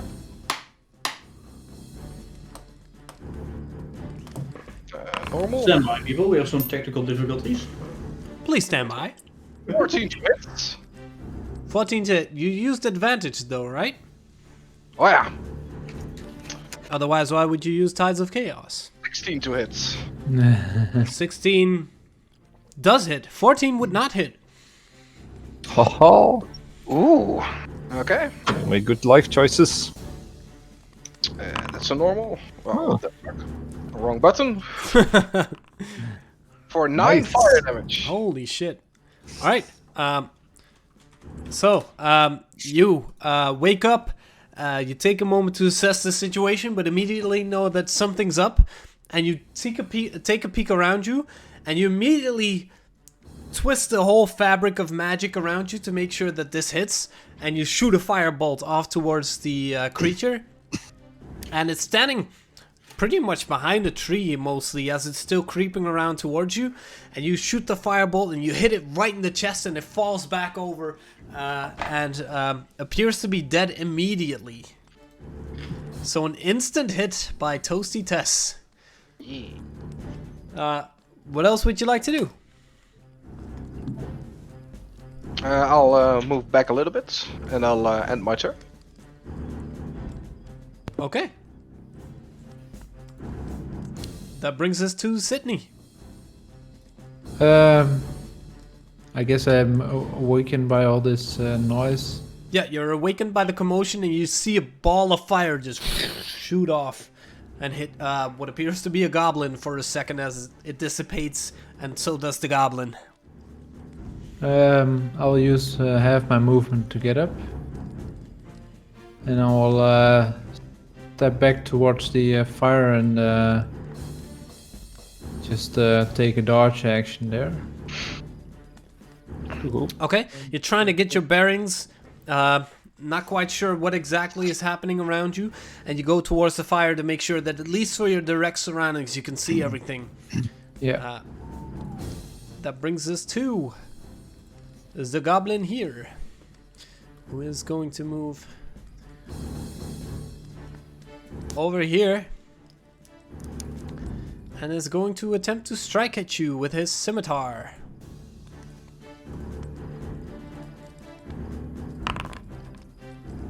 Oh, Oh, that's a 6 to hit. that won't do. It's a bit hard for me to call shield on these if I can't see the rolls, by the way. Okay, yeah, I can roll open. That's not an issue, actually. Yeah. Well, that misses. I'll sidestep it. Definitely.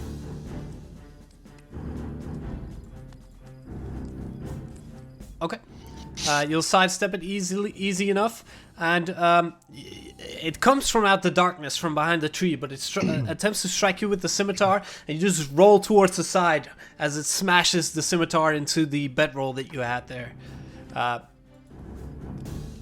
And it is going to probably end its turn there. Yeah, for now it's going to end its turn there. Okay. Which brings us to this creature here, who is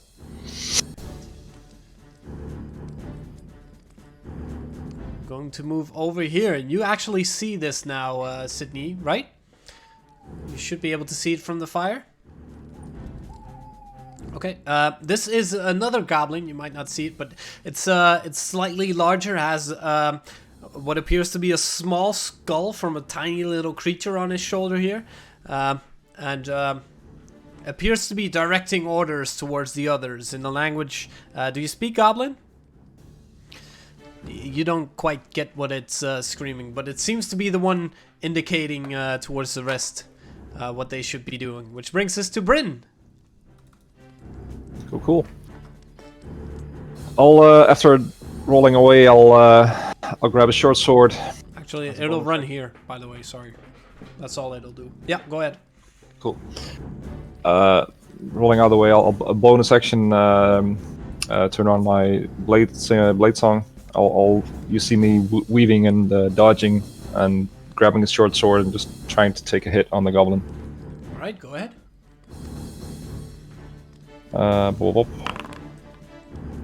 It's 19. Ooh, that'll definitely hit.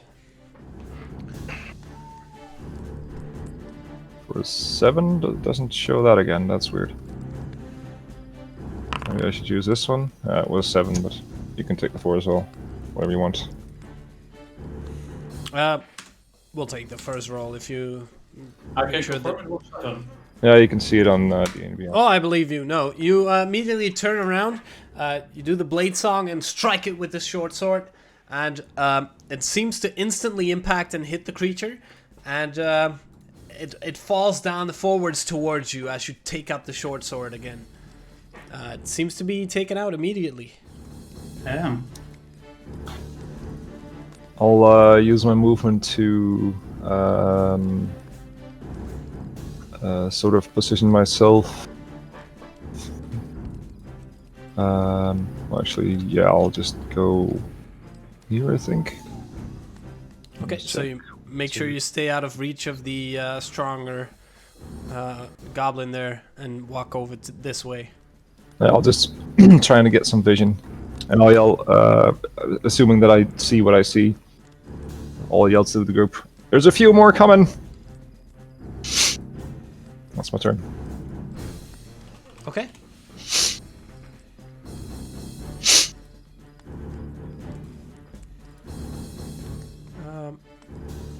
Just... All right. That brings us to... Sorry? Should I do this? I'm not sure. Yeah, apparently you can go to the next turn as well. That's quite neat, actually. Mm-hmm. That brings us to this little guy, who is now running up towards you, and is going to attempt to strike at you as well. Cool. That's a 13 to hit. I weave. Easy enough to do. You weave out of the way. This one is screaming "Ah!" as it attempts to strike you, but unfortunately for that creature, it misses, bringing us to the next in line, who is way over here. And is running up to Theodos, who is actually up now. What do you do? Okay. Let's see.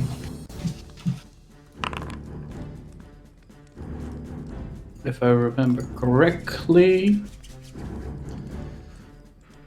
Yes, I'll use my cunning action to disengage. So let's see, it'll be 10, 20, 30, and I'll aim my bow at him Okay. for an 11 to hit. 11 to hit. You shoot the arrow, and it flies off as the creature is running towards you. It just barely misses and flies past it. Okay. No hit there.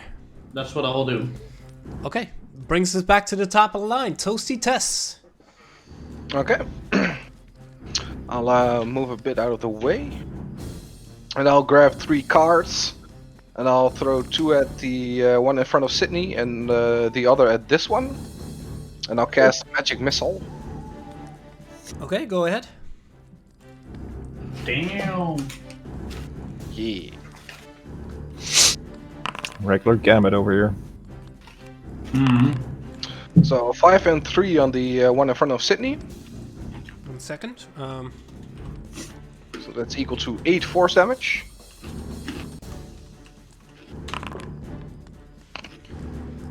Sorry. 8 force damage for which one?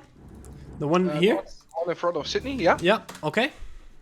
And 3 force damage on the one to my north. Yes, very well. So you throw the cards out. The first two make impact, and you hear the on the side. You notice this as well, Sydney, coming from your left-hand side, and the other last card goes towards the one towards your right. All impact, and they seem to do quite a bit of damage. Anything else? Take a couple of steps backwards, and that's what I do. Okay. Oh, it's still over here.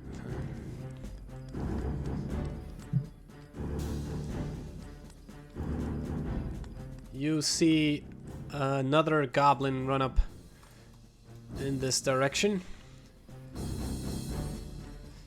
Sydney, you don't see this probably. But you're still in combat with the one in front of you. You're up next. What do you do? I will strike at the one in front of me with my quarterstaff. I'll slap him with the back of the quarterstaff. Go ahead, give it a shot. 19 will definitely hit. Go ahead. I'll, for 8 bludgeoning damage. Nice. 8 more What a damage. Nice. Two-handed, by the way. After that, I will use flurry of blows. Yes, I'll use flurry of blows to attack 2 more times. Go ahead. So first attack, 19 There you again. go. 19 will definitely hit. Go ahead. High roller. For 5 bludgeoning damage, 5 more damage. Wow. and I'll attack last time. Oh, It's a 5 to hit. Okay, you smack him one time, one-handed with the staff that you hold, and then you take the staff back towards your left, and with your left-hand side, you punch 2 more times. The first one is a hit right in the stomach, and you see the creature just bend over forwards and fall forwards in pain. And you try to strike again, but it unfortunately misses. And as you miss, you just miss because it's no longer there. You smack the creature with a hit, and it immediately fell forwards. Punching so fast, you didn't see it the second time around, but it's downed and out. Very good. And I see this one over here, just barely. Yeah. I see half of him. I will just turn towards him and stay there and wait for him to attack. So I'll just turn around. And that's all I do. Okay. Very well. That brings us to the next in line. You've already smashed through some of them quite easily. This guy is dead. This guy is dead. Bryn, you're up. I'll just continue weaving the blade and trying to hit the gobbo right in front of me. Go ahead. 24. This guy is visible, right? Is he visible or no? Now he is. He wasn't Sorry. before. I'll move him back a bit, otherwise he's... I thought he was 7. visible before. 7? Damage of that one.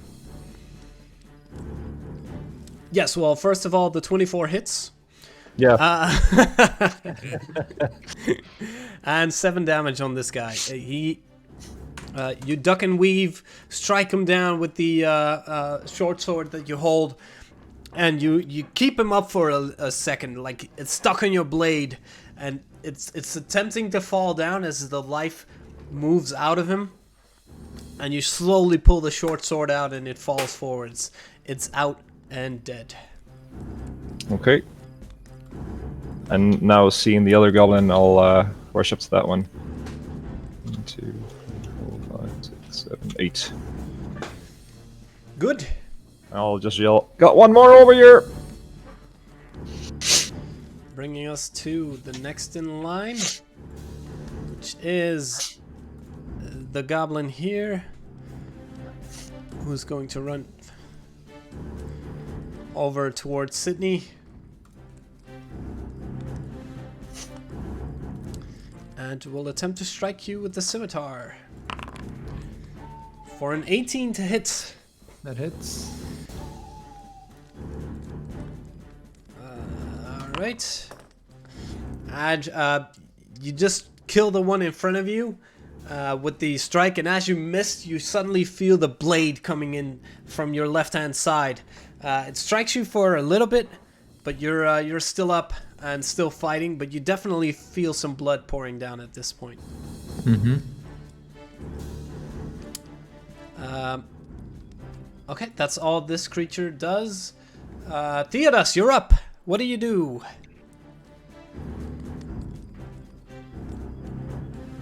Theodos is muted. Theodos is on mute. Seeing that the goblin has attacked Sydney, I'll try to attack the goblin with my longbow. For 12. 12, unfortunately misses. You shoot with the crossbow, with the longbow, and it shoots right past. Alright.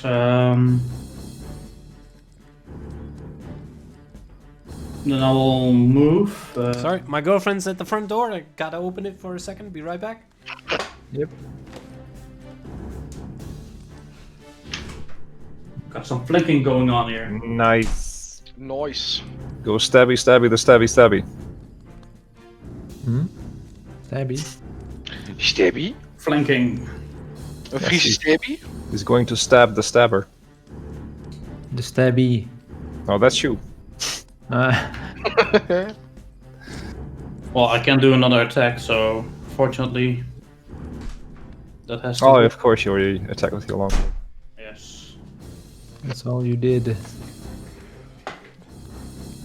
A door Sorry, has been opened. it has. Yeah, I've moved next to the goblin, and that's what I will do. Perfect. Maybe you should Okay. just give her a key sometimes. Yeah, maybe. She deserves it after 7 years. Yeah. Tess, you're up. Okay, I'll move after Bryn. 2, 3, 4, 5, 6, All right. and I'll see the 2 goblins, and I'll grab another 3 cards, and I'll do it again. I'll fucking do it again. I'll fucking do it again. Fucking do it again, mate. 2 on this one between the guys, and 1 to the one in front of Bryn. All right, go ahead. That's another 8 force damage on that one. 8 force damage takes it out immediately, and it falls with its head actually on the hot stones in the fire in front of you. And 2 force damage to the last one. 2 force damage on this last one. Okay. Sorry.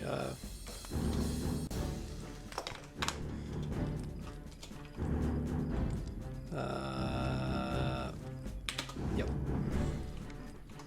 And I use the spell slot.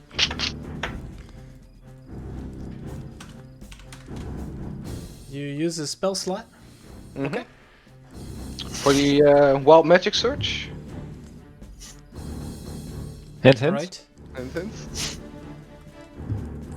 I will have to roll separately. Glad I'm out of range. Are you? Thanks for the fireball. So that's 1d100, right? 1d20. Checking the wild surge. It's just to check if it triggers. Yeah. That's a 5. It only triggers on a 1. It's just a 5% chance. It's not a lot. Yeah. And now you got your thing back. Your chaos.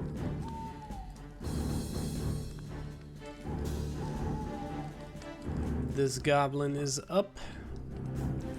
For now. For now, indeed, yeah. But it is going to attempt to strike at you first. It's already heavily wounded, but is going to attempt to attack on you, which is a 20. As soon as it attacks, I'll throw up my hand and some leaves come out and dazzle him, and I'll throw up my shield. He is bedazzled, bringing it to a 15, Which which not hit. misses. And that's what it'll do. Sydney, you're up. Well, the one in front of me is dead. Yes. I'll just let me see. I think this one is dead, right? Yeah, this one is dead as well to your right. Yep. Yeah, that was the Got one I magic I missiled. I'll take out a torch. Okay, take out a torch. You stay here? Well, I want to look if there. I don't know. Is taking out the torch? What does it count as? Is it a bonus action? I'll say taking out the torch itself is a bonus action, but if you want to light it in the fire and use it to look around you, that's an action. Then I'll use the action to light the torch Very good. and I'll start moving. I guess I'll move. Let me see. I'll move southward. Okay. The fire goes with you. That doesn't move, right? Well, the torch is in your hand. That stays with you. And I'll just just look around, stay near Tess. Maybe there's some goblins over here. Nothing that you can see. You just hear the action around you, and you hear the fighting around you going on. In the far distance, it almost seems like you see some leaves flying up in the air for a second. That's kind of odd. Nothing else though at this moment. Okay. That's what I'll do. Brings us to Bryn. I'll stay with my dance, and I'll just see if I can make a swift turn and hit with my sword again. 20. That'll hit. Great hit so far. Piercing damage, Jesus. Ooh. 7 each time. Okay. Gracefully you dance around. You throw up the leaves in the air, and as it's just bedazzled looking up, you strike it right in its neck, and with the gushing, it just starts pouring out, and it falls over towards the side. It's completely dead. I'll definitely sidestep the gush. Give me a dexterity check. Saving throw. Saving throw. Yeah. 16. You don't see any blood on you at the moment. Ah, that was close. Is that all of them? Theodas, at this point you hear something running off towards this direction.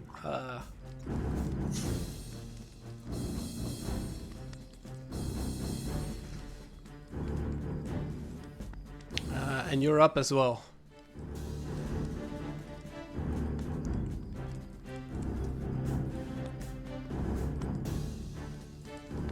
Okay, you start running after it.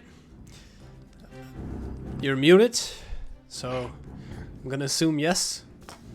Well, that's just my movement speed. Okay. Nothing at this point that you can see. I'll take a bonus action to dash. Right. Condition. Cool. You dash further out, and you see what appears to be another goblin running off in the distance. It's going into the darkness of the trees. It's hard to make it out, but you might be able to get a shot off on it. I'll try to do that. Come on, Tiras.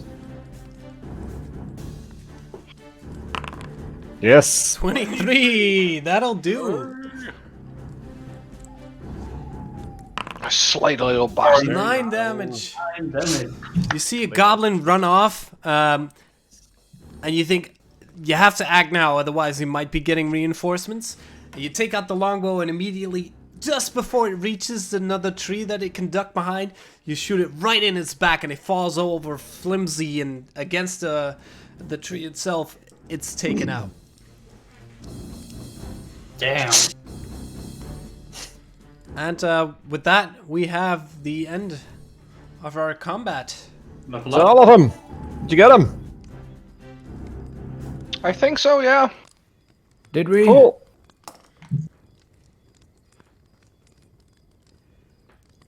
I'll walk towards Well, the I've shot down. I'll try to see what it has on hand. same. I'll start checking bodies. Okay. As a group, 1 second.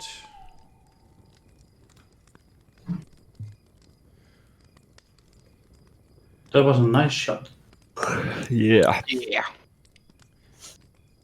It was an important shot as well. Oh, really? Purr. Before the orcs coming. And the ogre and the giants and The dragons. whatnot. Yes. Overall, both of you are looking, or are all of you are looking, and what you want me to give you the? I'll look as well. I'm looking. I think we all look. I'm not looking. I'm just standing there with my torch. Okay. Readying my action. Yeah, what you find overall over these goblins, you find 17 silver pieces and 9 gold pieces in total. All of us together? Yeah, all of you together. Okay. Should we just divvy it up? Sure. It's More Yeah, it's silver. 2 gold, 6 silver, and someone. Well, 2 gold, 7 silver, and one of us gets 2 gold, 6 silver. Okay. Who gets what? I'll take the 2, 6. How noble. And the rest have 2, 7? Yeah. Okay.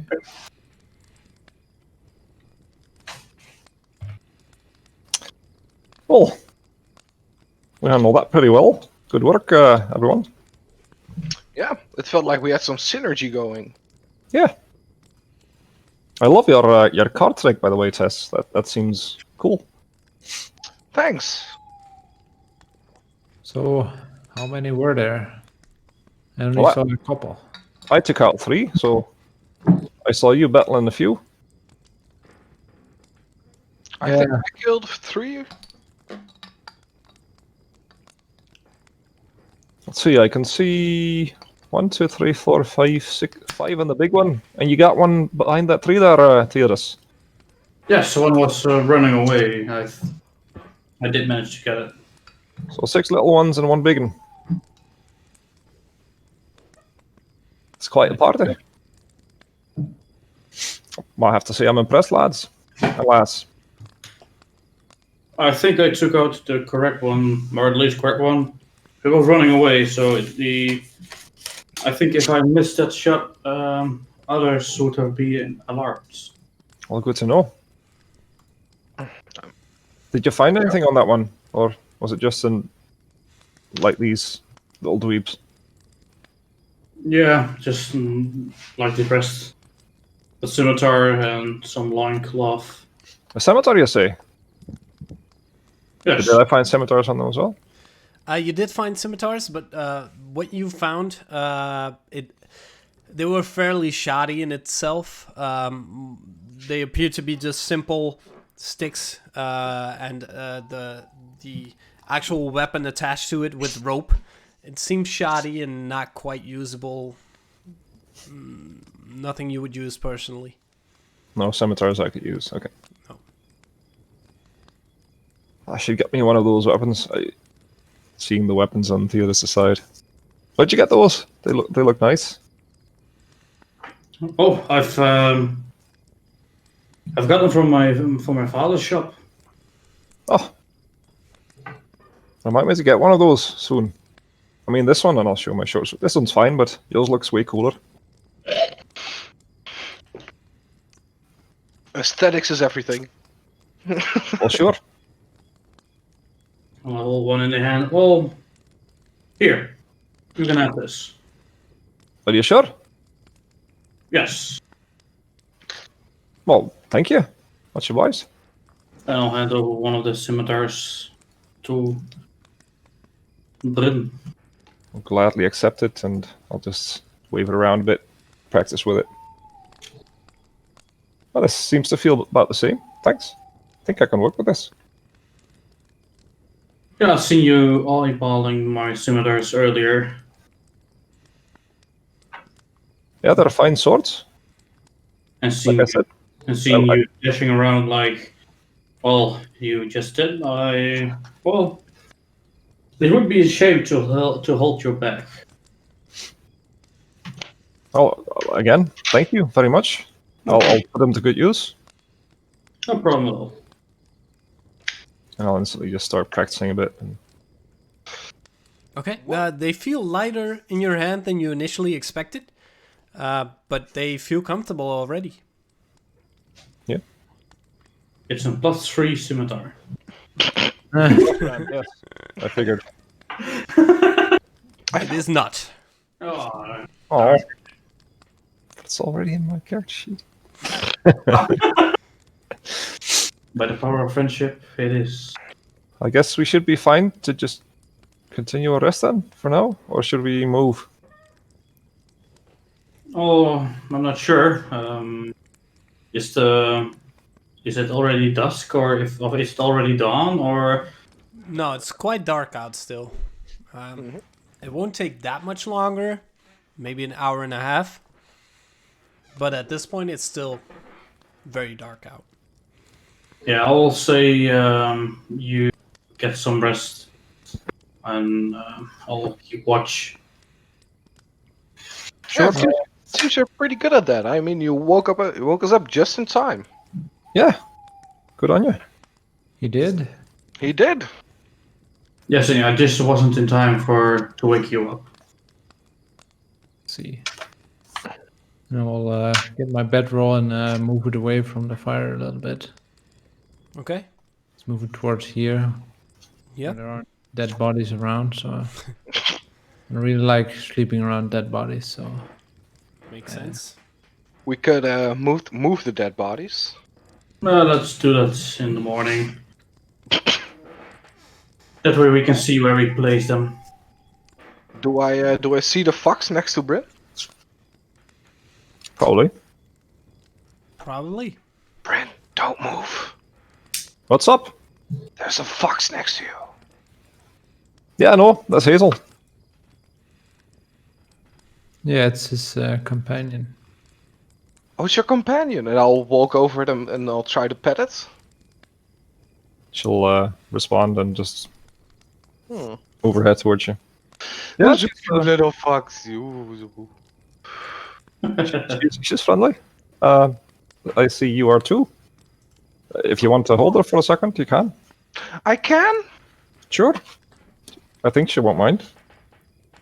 And I'll kneel next to the fox and I'll pet it some more. She'll just happily engage in that. Yeah, and I will take during my watch. I'll take this and that color, and I'll put them here, like a little bit out of the camp place. Easy enough to do. Okay. Right? The rest of your night is uneventful, and you wake up in the morning alive and well. So we get a long rest. You get a long rest, indeed. Sweet. Great. Yeah. Sweet young man. Oh, I do feel refreshed. Sorry to wake you guys up earlier. Well, it seemed pretty important that you woke us up, so it's a good thing. Yes, indeed. Yes, that's why I wake you up. That's some good that you did. Should we continue? Yes, I think we should be nearing our destination. I will just try to grab the goblins that we have taken care of, and I will try to let us sit them next to a tree trunk, like almost like they're like asleep. Okay. But that's about it. Nothing special, just the helmets, or if they have a little bit of an helmet, a little bit over their eyes, but that's about it. Easy enough for you to do. They don't have helmets, but you're able to situate them in such a way that it seems almost as if they dozed off on the job, which, in a way they did. Yeah. And that's perfectly. Nice long nap. And you're able to continue your travels. Weather, it's almost getting boring to say, but similar to the last couple of days. It's hot out. A little bit of a wind, and you're back on the road traveling. Anything you would like to talk about during this journey as you come closer towards the mountain? You can actually see it coming quite a bit closer at this point, starting to feel like you are indeed getting closer to your destination. So, where do we need to be? Sorry? I'll ask Sydney. So, where do we need to be? Well, it should be near the first peak of the Spearhead Mountains. From the left or from the right? Asking the critical questions here. I'm not sure. We might need to circumvent it. Circum what now? Move around it. Oh, okay.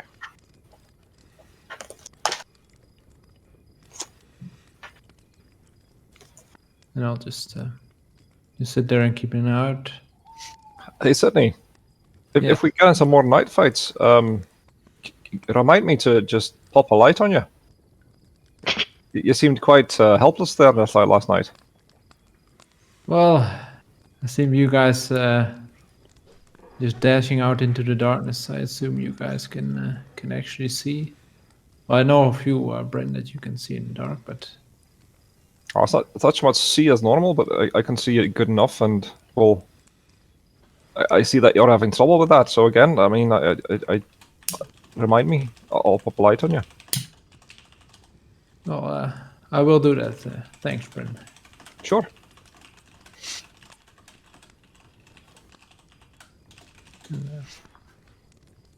Easy enough to keep on traveling. You're getting closer towards the mountain, Theodos, and you feel like it may be another day of travel before you get to the actual base of the mountain itself, which is Sydney, where you would expect the keep itself to be. Travel so far, uneventful again today. You do see, strangely, another airship traveling overhead, as expected, quite high up as well, and coming from the direction you're going towards where you're coming from. So it seems to be traveling towards Europe again. Okay. It seems to have gone over the mountains. Have we seen airships before? Yeah. Yes, you have. During travel earlier, you did indeed encounter, I think, 2 before, traveling overhead. But none of them have come from this direction. Most of them seem to travel from Europe out towards the south, but nothing coming from this direction yet. But for all intents and purposes, everything you've seen, it's not an ordinary Nothing special. It's not different than the other ones, or bigger or small. No, from what you can tell, it's very much similar. Same. Yeah. Fancy schmancy air rides. I'll say towards the rest of the party. Well, it seems it's still in day's travel, so Yeah, but I would assume it's the same. Yes. I think So we we will just be have to there. walk one. Good. You travel on, and after a certain while, it gets dark again. You've come to terms with this situation. You park it off on the side of the road, set up camp, prepare defenses, and make sure that there's somebody watching. I'll say for this night, everything is done similar to the last couple of days, and nothing actually really happens. All of you get a good night's rest, and you're able to continue on to your destination. The destination at this point, it's looming in the distance in front of you on the horizon. It's getting closer and closer, and it's getting slightly colder. But you'd expect, because you can see the tops, you can see that there is snow on top of it. But at this point, it's still fairly warm where you're currently walking, and you're traveling further. Theodos noticed that the horses are very comfortable with you at this point, and the rest of you sitting in the back, looking around, making sure that you're careful about everything. But nothing appears to happen during travel.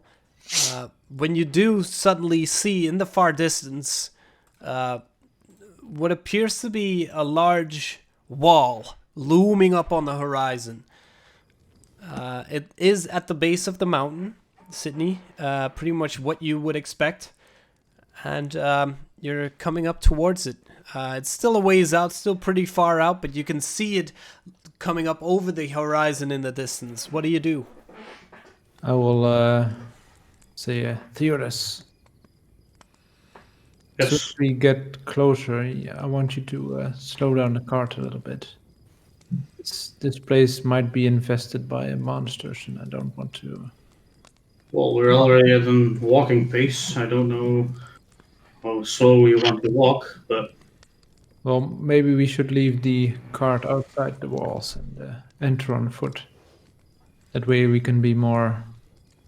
Yeah, we can be more stealthy than normally. sounds good. Sounds right. Is there any way to hide this carriage? I'd say traveling, easy enough to do. Easy enough to find a spot for the horses to relax on the side of the road. It seems to be a singular road at this point, and is coming up towards this large keep. It's from what you can see, it's semicircular, and it's sort of around the base of the mountain itself. So it's semicircular. It's fairly large, and there's a single road leading towards it. From what you can see at this point, there's a few trees around you here that you would be able to find a decent way off from the main road here. You'll be able to find a spot for it. Yeah, I'll do that, and I'll search if I can take certain branches with a little bit of leaves on them to cover the carriage up. Okay. I'd say easy enough to do for you. You take a little bit of time and prepare, make sure that it's covered, at least from the road itself. You feel quite comfortable with it. I'll assist where I can. Yeah, Bryn is assisting you. It seems very well covered, at least inspecting it from the roadside. I'll leave out some hay for the horses, some water. Before we leave the cart, I'll take a look in the barrel, since I don't think we've done that. Nope. Yeah, you inspect the barrel. All you find is some water in it. Nothing spectacular. It's just a simple barrel with water that you could use to refill your water skin, for instance, or maybe for the horses. I'll just leave the barrel there. Yeah, I'll make sure to set out some water for the horses. Yeah, some sort of way I can find. Refresh the water skin. As flavor, by the way, I'll have used last night to study and experiment with magic again. Okay. Yep. So should we head off to the keep then? Yes, so Sydney, please lead the way. Of course. I'll walk up towards the walls and. Is there any entrance we can see from here? Yeah, I'll describe it as you're approaching it from a distance, just so you get a little bit of an idea. The keep consists of a wall and 6 outer towers. The wall encloses part of the mountain face. On the interior of the keep, that you can actually see from this distance, there are 2 bigger and higher towers, and also a 2-story building flanked by more small buildings. It seems as there is an opening in the mountain face leading deeper into the mountain behind it. The wall is semicircular and its radius is 150 feet. In some parts it's slightly damaged, standing around 15 feet high. In other parts it's half fallen, measuring between 7 to 10 feet high. And in some cases it's completely fallen, forming rubble that is only about 3 to 5 feet high in itself. The 6 outer towers are in similar state. 2 of them are almost intact, 3 are half standing, and only 1 has fallen completely. They stand every 45 feet, starting from the mountain face, while at the center of the semicircle there used to be a gate, which is now completely fallen. Flanked by 2 of the towers, the right of them being the fallen one. You judge them to be 20 by 20 feet, and they are about 25 and 20 feet high, depending on their state. Okay. I'll give you a little bit of an idea already while I describe it further. So, based on your current position, this is what you see. So it's... Cool. Yeah, at the very bottom you see the opening and then the towers next to it, and then in the center you see the larger building which has towers next to it, and then at the very top you see 2 white squares there. We'll get to that as well. The 2 interior towers, they are slightly larger than the ones around the semicircle. Yeah. They are 30 by 30 feet, and the left one is 35 feet high and in relatively good condition, while the right one is missing the top part, making it open to the sky and 25 feet high, sorry. The rectangular building that can be seen through the fallen gate looks as if it's 80 feet long, but you cannot discern its depth from your current position. Most of the second story has collapsed, and only the right part of it is left standing. Yeah. The smaller buildings that flank the central building are too small, some 10 feet by 10 feet, and in total there are 8, but only 3 seem to be in good shape. There used to be a moat that you can see from this distance, but now it has closed and only a small depression indicates its existence. All around the wall, you see that nature has reclaimed the once meticulously cleared area and trees. You see shrubs and rocks from the wall itself are strewn all over. Only a few trees seem logged recently, not for defense purposes, but most probably as firewood. Okay. Okay. Seems it's not put as to use that it was made for. Oh, you mean falling down? Yeah, it seems in pretty much a disarray, bit of decay, maybe even. Yeah, maintenance has been a letdown, so to speak. Yeah, but they do seem to have cut down some trees, so there must be something living here.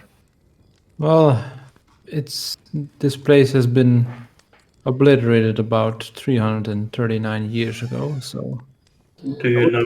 that nature would reclaim some of it. And nature reclaiming things means monsters, doesn't it? Yes, that and the growth of shrubs. But Sydney, did it mention what obliterated this place? Well, there was a war raging around this place, so that caused the main damage, I would assume. And Okay. Yeah, war tends to break things. Right. So how do you want to enter? Through the front gate or to one of the run down walls? Well, I think we should just find the closest place we can get over the wall and just enter via that. But we should keep an eye out for any monsters that might lurk around, because I did read that this place is covered in goblins and kobolds, orcs, all different kinds of monsters. That sounds smart. Could we I'll wave my hand and dismiss Hazel for now. deduct that the large party that we saw pass, or that passed besides us with a heavy foot stomping, that it could come from here? Hearing what Sydney described. There were, at least from that part, there were a few roads that led in other directions. Give me either a nature check or an investigation check.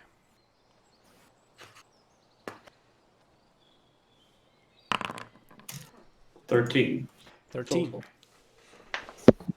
Standing from the position you're currently in, and you're still quite a ways away from the fort keep itself, there are definitely heavy footfalls here.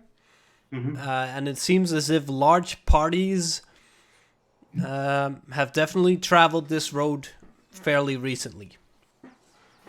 Yeah, well, seeing this, I would deduct that's the party that we came across, that they came from here. I will relay this information towards the party, saying, you know that heavy foot stomping from earlier? I think they might be from here.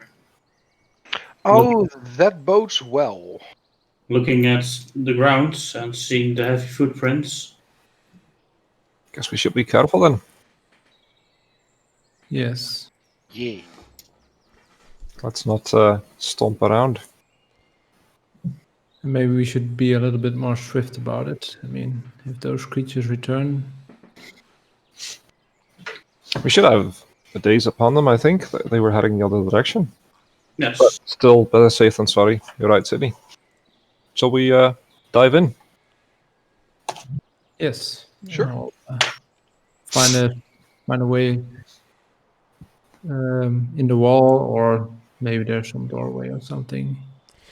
Yeah, you see the large doorway at the center. That's the only doorway that's there, but it is knocked down on the ground. You're still a ways out from the keep itself, but you're already traveling towards it a little bit using the road in front of you. Could I get a perception check from all of you? Sure thing. I'll try not to use persuasion this time. Try not to roll persuasion, 007. Yes. Oof, same here.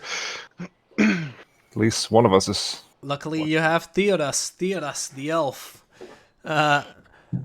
You look towards the keep itself, and while the rest is already moving in front of you, you stand still for a second and use your eyes to really take a good look at the buildings itself. You'd looked at the walls already, but now you spot 4 humanoids atop the towers, the 3rd and 5th on the exterior, and then 2 on the interior towers. You see another 2 coming out of the central building, but you assume that there are more working in shifts. This is definitely an active situation. There are definitely people there, or humanoids at least. I'll say that I'll relay this information also back to the party and say, well, I see people come and go from the center building, almost as they are working in shifts, and I see a couple of people in the interior towers, and Oh, you don't say? yeah, and some at the tower walls. Do they look friendly or? Yeah, I was just about to ask. Not sure. From this distance, I can only tell it's humanoid-like. Like I said, these could be goblins or kobolds. Or, Oh, yeah. so Orcs also fall under the humanoid. So Category. yeah, so I can't really tell. Yeah, you would say, based on this role that you got here, I would tell you that these creatures definitely look larger than the average goblin, for sure. Yeah, these are not goblins for sure. For sure. So I think those are more likely orcs that we are now facing. So Let's, should we go sneaky? Yeah, let's creep closer, see if we can actually discern what they are. Yeah, I thought Sydney said there was like a wall that has been crumbling down, or Aye, that one. Yeah, from the position that you're in here, the left-hand side for you, the wall has a section that is completely damaged further towards the left, in between Tower 1 and 2. If you count from out the left, if you have the map still open, do you? Nope. Nope. Okay, I'll so show it's you. like the first one on the left, in the top left. That's the first tower, or is it like at the gates, the first tower? Give me a second. I'll open it up for all of you again. the gates are open. The gates are open. Enemy at the gates. Pew So, pew pew. show it. All right. So if you have this open from your left-hand side, let's call that Tower 1.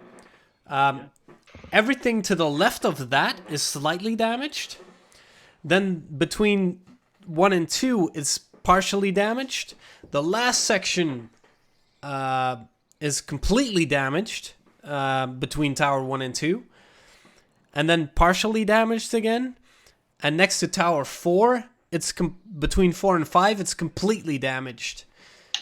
And then the rest is slightly or partially damaged. How high was the wall again? Sorry? How high was the wall again? How high? Wall goes brrr. Let me just find it. Give me a second. Yeah, the partially damaged is 15 feet high. If it's half fallen, it's between 7 to 10 feet high. And in some cases, it's completely fallen. So the completely fallen is between Tower 1 and 2, pretty much next to Tower 2. And between 4 and 5. And then partially damaged is between 5 and 6.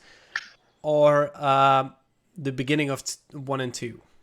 And between 2 and 3. Just to be clear, from the gate to the left, that's 3, 4, 4, 5, and 6, or is that the one? No, you start all the way on the left-hand side is 1, Okay, 2, so 3.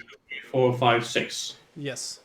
Okay, and then on the right side, from 4 to the 5th, there's like partially. Between 4 and 5, it's completely damaged. Okay.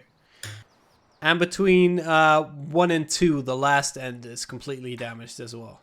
So the about, let's say 15 feet from Tower 2 towards Tower 1. Okay, I would say I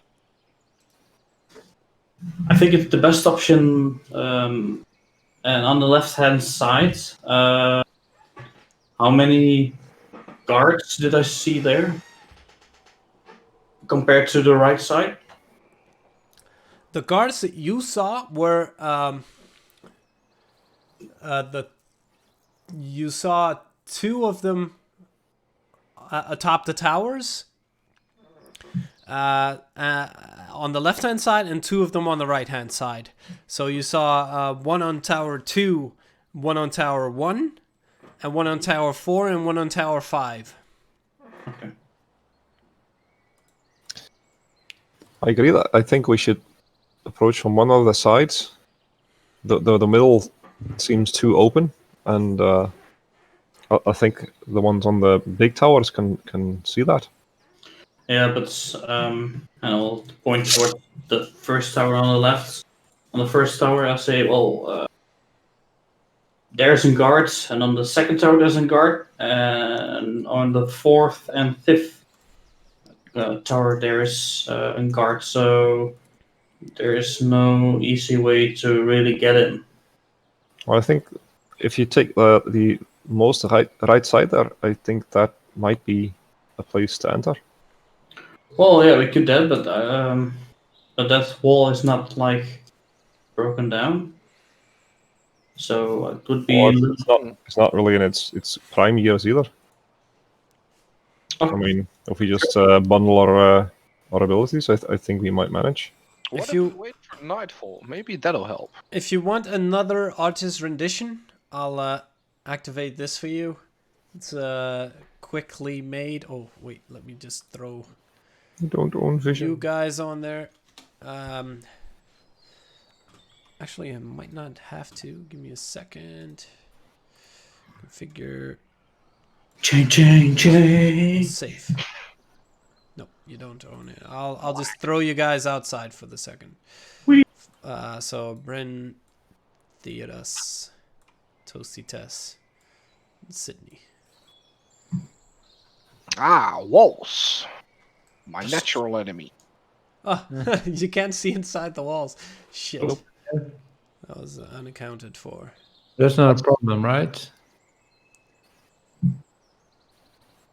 Wait, I'll throw. God, there's nothing I can really do to show it all to you.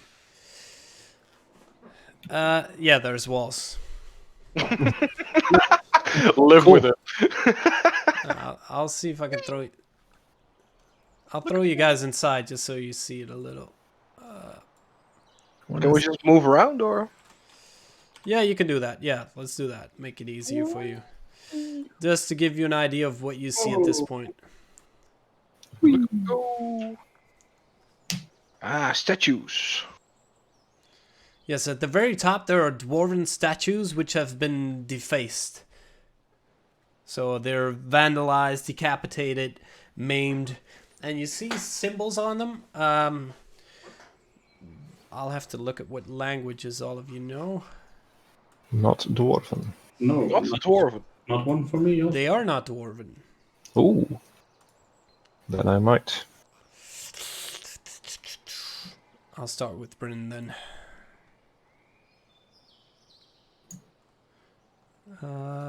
Nope. Alas. Sydney. No. Nope. Theodos. I don't think so. Nope. And then Toasty Test. If I can, we've got a problem. No. Alright, so this is what you see from a distance. You're a little ways up higher, and this is about what you see. Yeah, so I would say we just hug the walls and Sneak in. yes. I mean, I still think it's a good idea to wait till it's dark. So I mean, it might be a good idea for us, but I don't think Sydney can see much then. Oh, we'll just time to you, Bryn, and then you can lead him. Or Yes. if Sydney's okay with that, I suppose we can. Very funny. I Though I'd still like to creep closer now and see what we can see about these creatures. If they are simple humans or something different. Yeah, sure.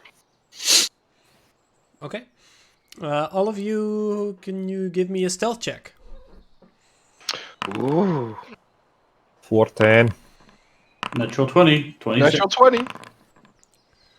Ooh, those rolls, very good. Pretty good. Oh, you hard. Okay. Yeah. All of you creep closer together. It's still light out, but you manage to stick towards the trees in the first section of it, and then run towards, or at least closer by, so that you can take some cover from the walls itself.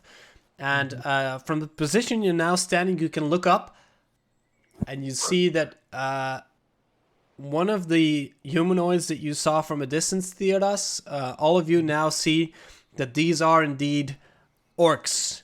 And you see that they are carrying what appears to be some sort of bows that they're carrying, and they are indeed on the lookout, making sure that the area is safe. And with that, we end the session for tonight. No. Suspense.